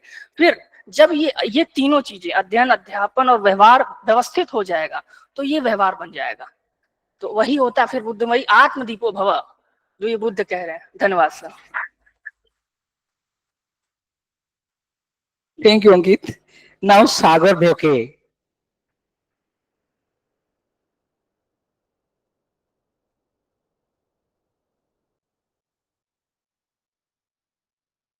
Good evening to all, respected teachers and my fellows. Good evening all, respected teachers and my fellow scholars. Today I am presenting my paper titled Language and Consciousness in the Realm of Yoga, a Philosophical Exploration. This paper investigates how language, shabda, and consciousness chit are interconnected in yogic philosophy, particularly through Patanjali Yoga Sutra and the Sphota theory of language. Yoga aims to transcend mental activity, chitta vritti, to reach samadhi or pure consciousness. But then arises a philosophical puzzle. If yogic practice is about silencing the mind, what is the use of language-based theories like Sphota in Yoga Shastra? This question became central to our exploration. In Indian philosophy, especially in Vyakarana and Mimamsa language, there is more than communication. It means knowledge, pramana. The Sphota theory, especially in Bhartrhari's work, explains that meaning of the word or sentence emerges as whole, not through sequential letters. This flash of meaning, pratibha, is an instant intuitive cognition, not unlike yogic insight, that arises in meditative states. Thus, language serves as a bridge. It brings one closer to insight, but it itself eventually translates in yoga. In Yoga Sutra, especially in Sutra 3.17, Patanjali explains how a yogi can be distinguished between word shabda, meaning artha, and understanding jnana through deep meditation samayama. This ability gives rise to extraordinary knowledge. Siddhi includes understanding of all forms of language, human or otherwise. It shows language is not just an external speech, it is tied to consciousness perception. However, the ultimate goal of yoga is nirodha, the stealing of mental activity, including language. So yoga does not reject language, it uses preparatory tools, then surpasses it in samadhi. Historical link between yoga and linguistics. There is also A fascinating historical connection between Grammarian and the yogi tradition.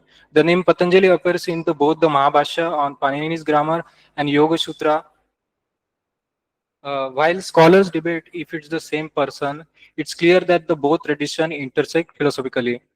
Evidence suggests that the Patanjali Yoga Shastra was already authoritative by the 5th century CE. It was quoted early commentaries by Bhartaris Vakyapadya, especially within the subject Advaita tradition.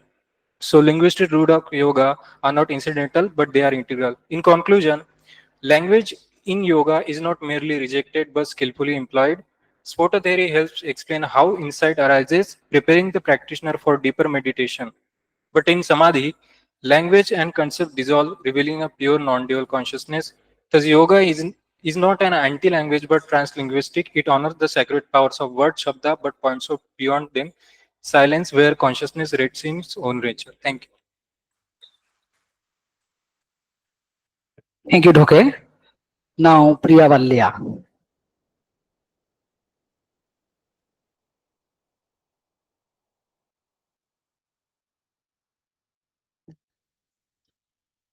A very good evening to all the respected teachers and my dear colleagues. I am Priya Balyan, research scholar in this department, and the title of my presentation is Dhyan as Inner Revolution, Revisiting Yogic Meditation Through Krishnamurti's Lens. Yoga is often perceived today through the lens of physical postures and breathing exercises.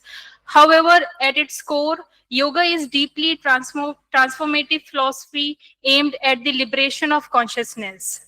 It is not merely a technique but a state of being. Interestingly, the teachings of Jiddu Krishnamurti, a modern spiritual thinker, echo the essence of this yogic wisdom, especially in his emphasis on choiceless awareness and inner revolution. This paper seeks to revisit the yogic understanding of dhyana through Krishnamurti's philosophical lens, revealing meditation as a gateway to true transformation of being. The word meditation is so widely used that it has become overloaded. The outer form sometimes seems to stand for the thing itself. We all agree that specific practices taught by specific lineages, perhaps Tibetan or Zen Buddhism, Transcendental Meditation, or even Vipassana meditation, are all meditative techniques. But there is also one common understanding as well, that meditation involves some form of sitting. As Raghunath Ghosh sir also said, ki, can't we have meditation while walking, while rock climbing, or while lying down, or we can have or we can do meditation only while sitting. So in Patanjali's Yoga Sutra, the path to spiritual realization is outlined through the Ashtanga Yoga, and the dhyana, the seventh limb.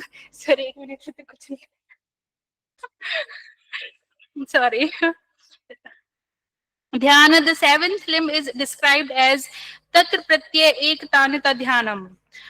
The word pratyaya means the total content of the mind which occupies the field of consciousness at a particular time, and ekatanta means extending continuously without interruption. This indicates that dhyana is the unbroken stream of consciousness, unlike dharana, which involves focused attention with effort. But dhyana arises when the mind becomes naturally still and absorbed. I would like to conclude my paper that dhyana is the state of watching the flow of thought without any interruption, to observe the movement of the mind in a condition of extensive awareness is, according to Patanjali, the state of dhyana. It is necessary to realize that distraction is the language through which the mind tells its own story, and we have never listened to the mind. In fact, we have treated mind as something alien to us. Sometimes it is very difficult for us to stay alone with our own mind, and that leads to overthinking and all other problems. The non-listening to the story of the mind makes distraction into such an enormous problem in all approaches of meditation. Meditation is indeed the emptying of the mind of all its contents, but the mind cannot be emptied. It empties itself. And this emptying happens when the story of the mind is listened to without any judgment or evaluation. When the mind empties itself, it the thought process automatically ends. The cessation of the thought process is a state of silence, and it is only in the silence of the mind that the focal point can be looked at. Thank you.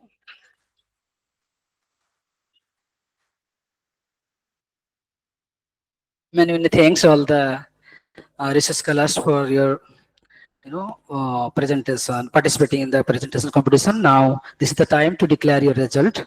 I would like to request the president of the seminar who is going to declare your result.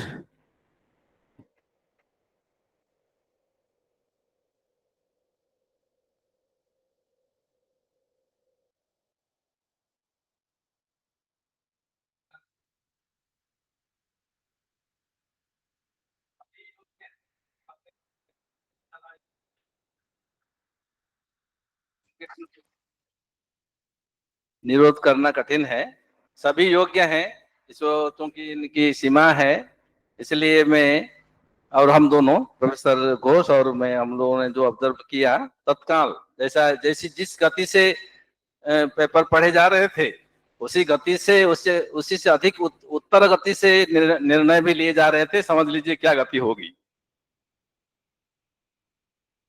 तो क्षमा करें, प्रथम अब तृतीय का नाम पहले बताता हूँ, फ्रांसिस फिलिप, जिन्होंने फ्रांसिस फिलिप आउट। अच्छा, थर्ड सेकेंड इज वो बौद्ध दर्शन का अंकित शर्मा, जिनके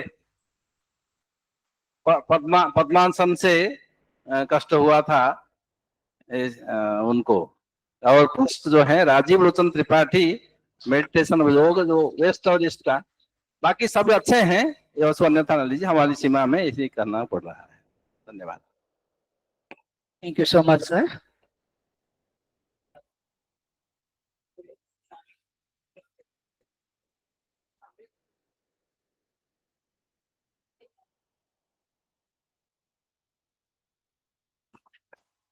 Now I would like to request Professor Sri Vikas Pandey sir for this valedictory session to speak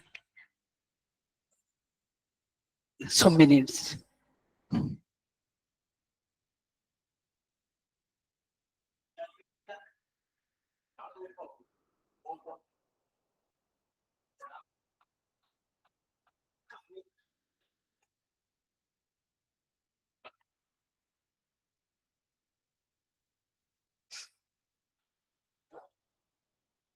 या देवी सर्वभूतेषु मातृरूपेण संस्थिता नमस्तस्यै नमस्तस्यै नमस्तस्यै नमो नमः।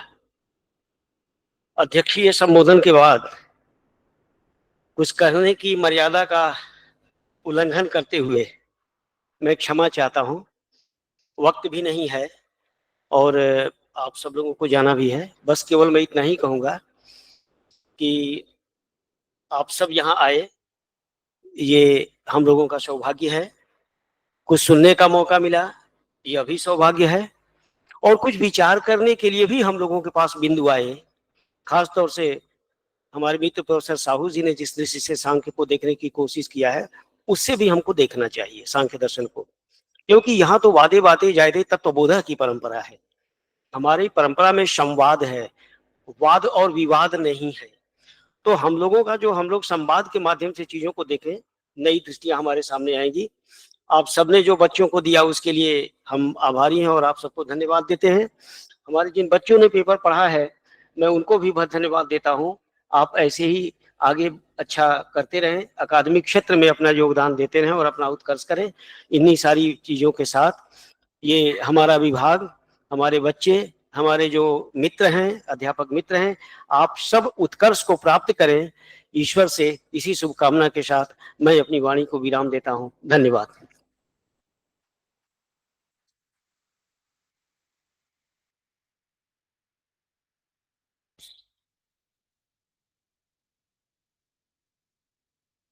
Now I would request to Professor Kripasankar sir to say 2 minutes.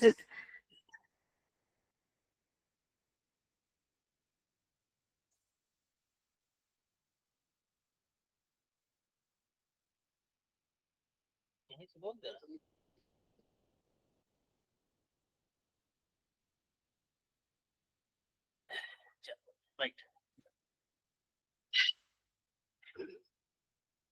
जैसा पांडे जी ने कहा, अध्यक्षीय उद्बोधन के बाद कुछ कहने का औचित्य नहीं है।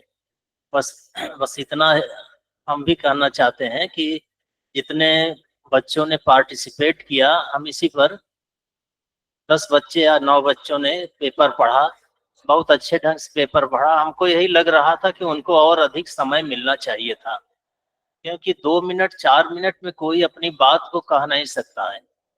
लेकिन पेपर की टाइटल लगभग सब लोगों की बहुत अच्छी थी। अगर उन्हें समय और अधिक मिला होता तो शायद बहुत अच्छा प्रेजेंटेशन होता। तो ऑर्गेनाइजर से हमारा ये अनुरोध है कि आगे से जब इस तरह का टेक्निकल सेशन चलाएं तो बच्चों को ज़्यादा समय दें, ताकि वो अपने पेपर को अच्छे से प्रेजेंट कर सकें। और बस इन्हीं शब्दों के साथ आप सभी लोगों को हमारा आशीर्वाद है। और जितने भी हमारे मित्रगण यहाँ आए हैं, घोष साहब हैं, मिश्रा जी और साहू जी, माँ सरोजनी माँ, सबको मैं हृदय से धन्यवाद देता हूँ, अभिनंदन करता हूँ। और बस इन्हीं शब्दों के साथ, समय बहुत बीत चुका है इन लोगों को। घोष साहब को एयरपोर्ट 6 बजे पहुंचना है, बस समय पर ही देख रहे हैं कि जल्दी से खत्म हो। हाँ, बस नमस्कार।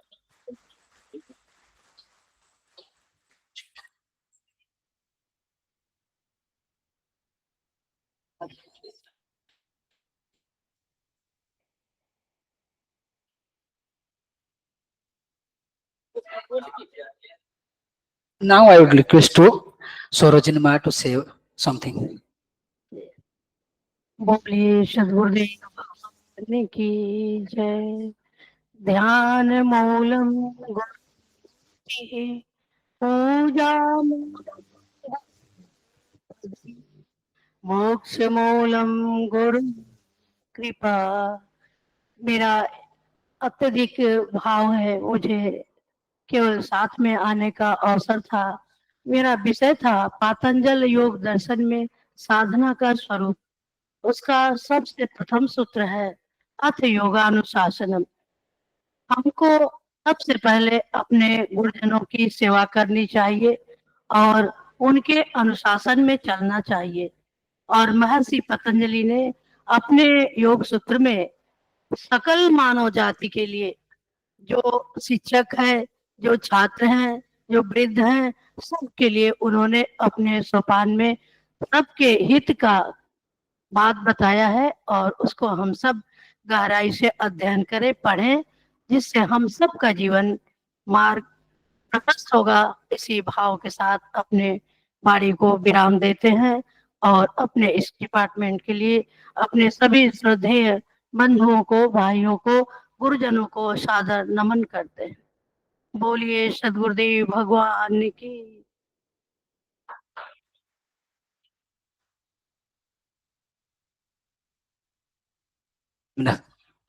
Hello.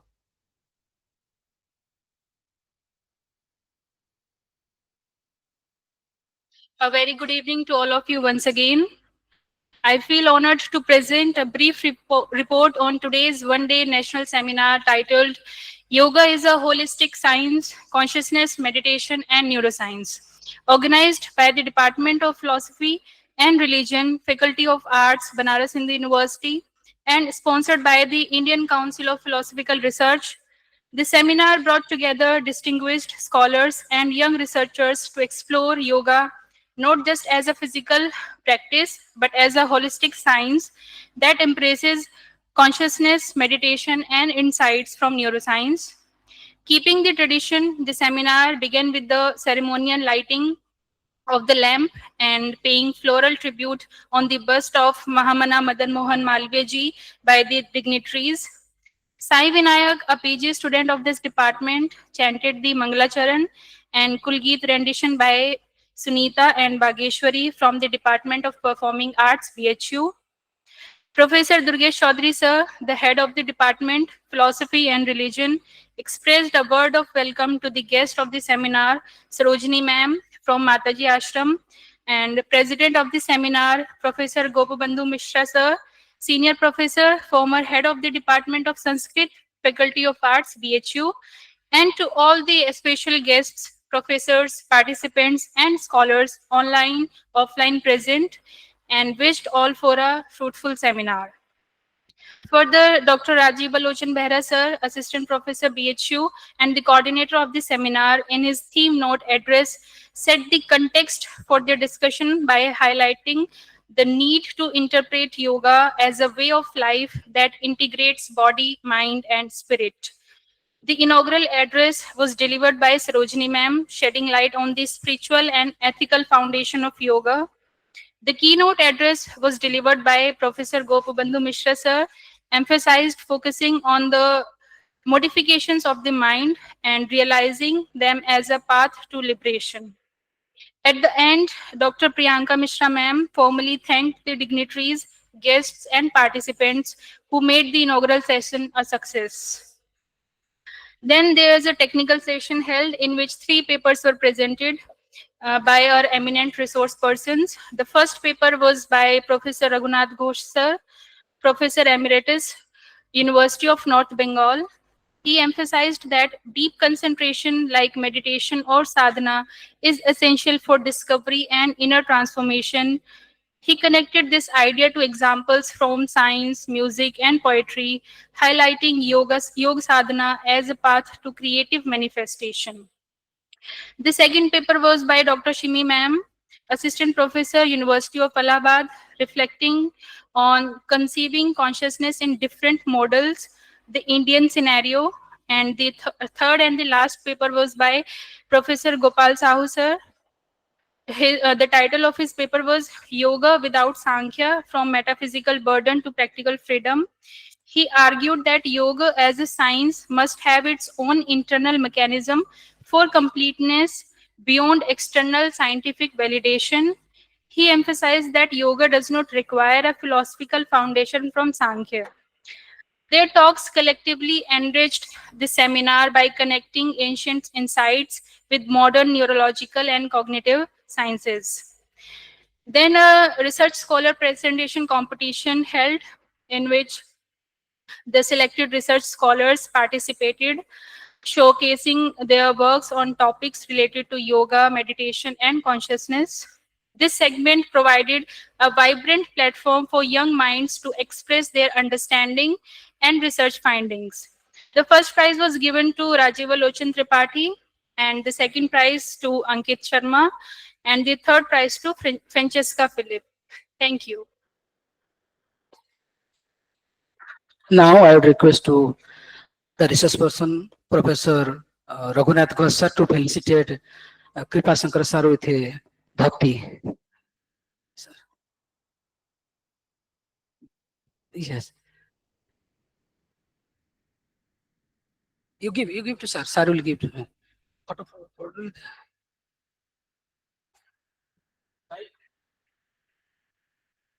Yes.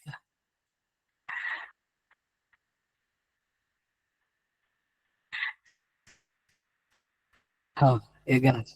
Yes, yes.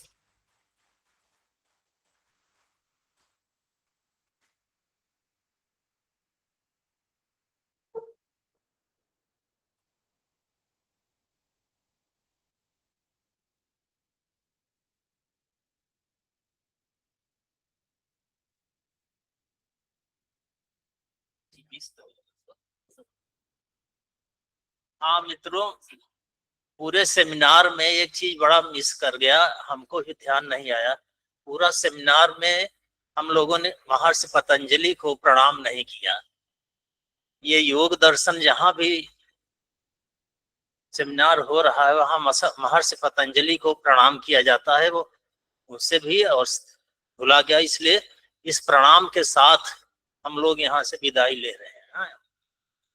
योगेन चित्तस्य पदेन वाचाम मलं शरीरस्य च वैद्यकेन योऽपाकरोत्तं प्रवरं मुनीनां पतंजलिं प्राञ्जलिरातनोस्मि। ओम पतंजलि नमः। पतंजलि, इस श्लोक से पतंजलि को हम लोग प्रणाम करते हैं। ध्यान से कर गया। बाद में सही अब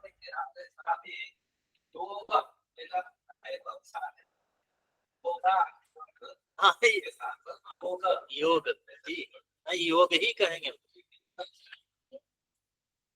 योगा तो चल पड़ा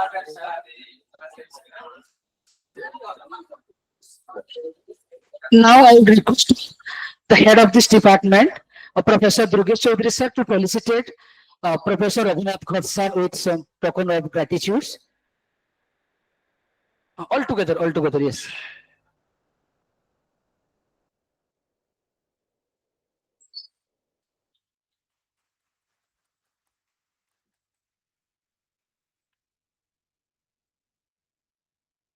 Now,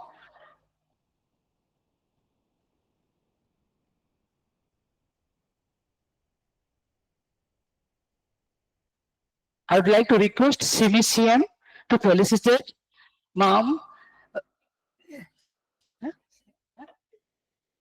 Hridayashree Ma'am. Hridayashree Ma'am, yes, with a token of gratitude.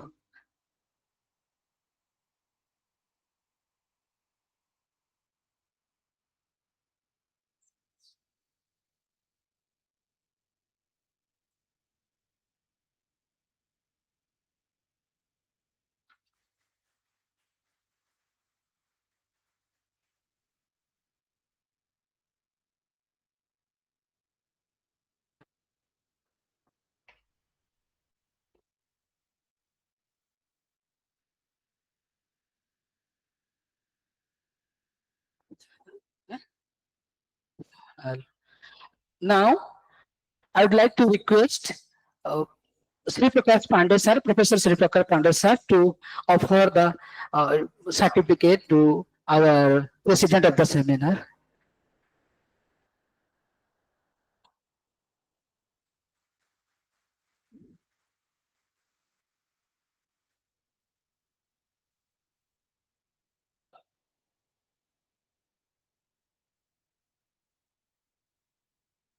Now, I would like to request, yes, Dr. Priyanka Misrati to offer the certificate to Dr. CVCM.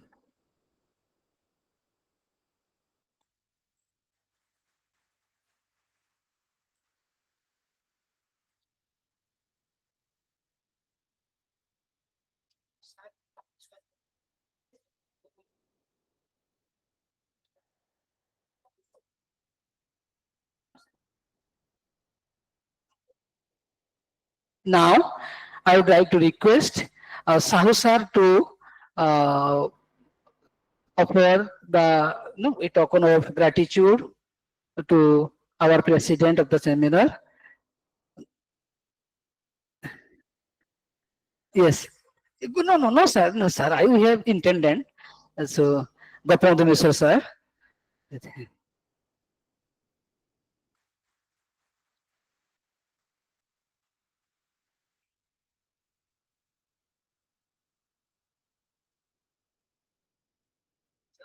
Yes. Now, I would like to request Dr. Niti Singh ma'am to give the certificate to our Professor Gopal Sahu sir.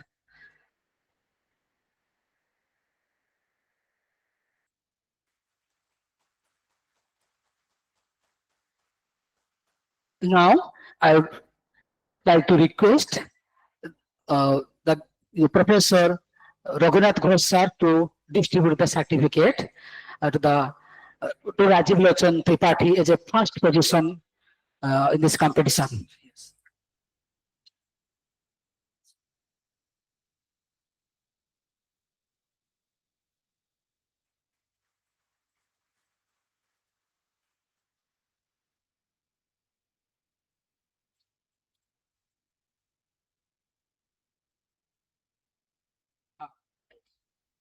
Yes.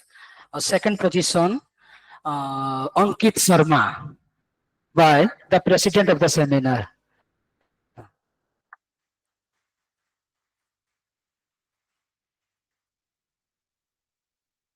And the third one, Francesca Phillips by the head of the department Professor Durgesh Chaudhary sir.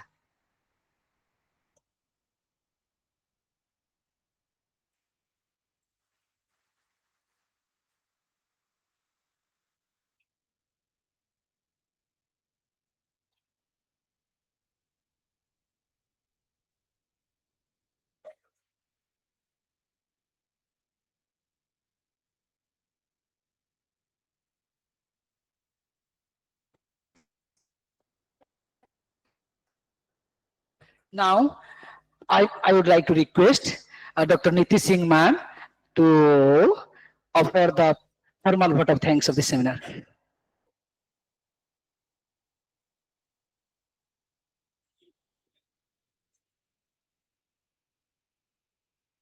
Thank you, sir, for giving me this opportunity. But since Dr. Priyanka Mishra ma'am has already done the job really well, so I think there is nothing left to be said.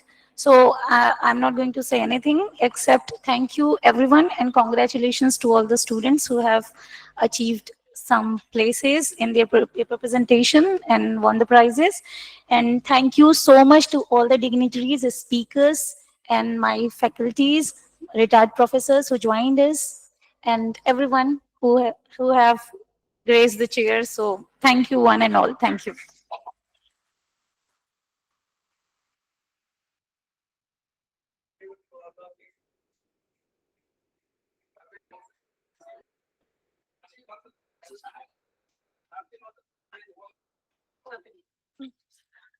Om Sarve Bhavantu Sukhinah.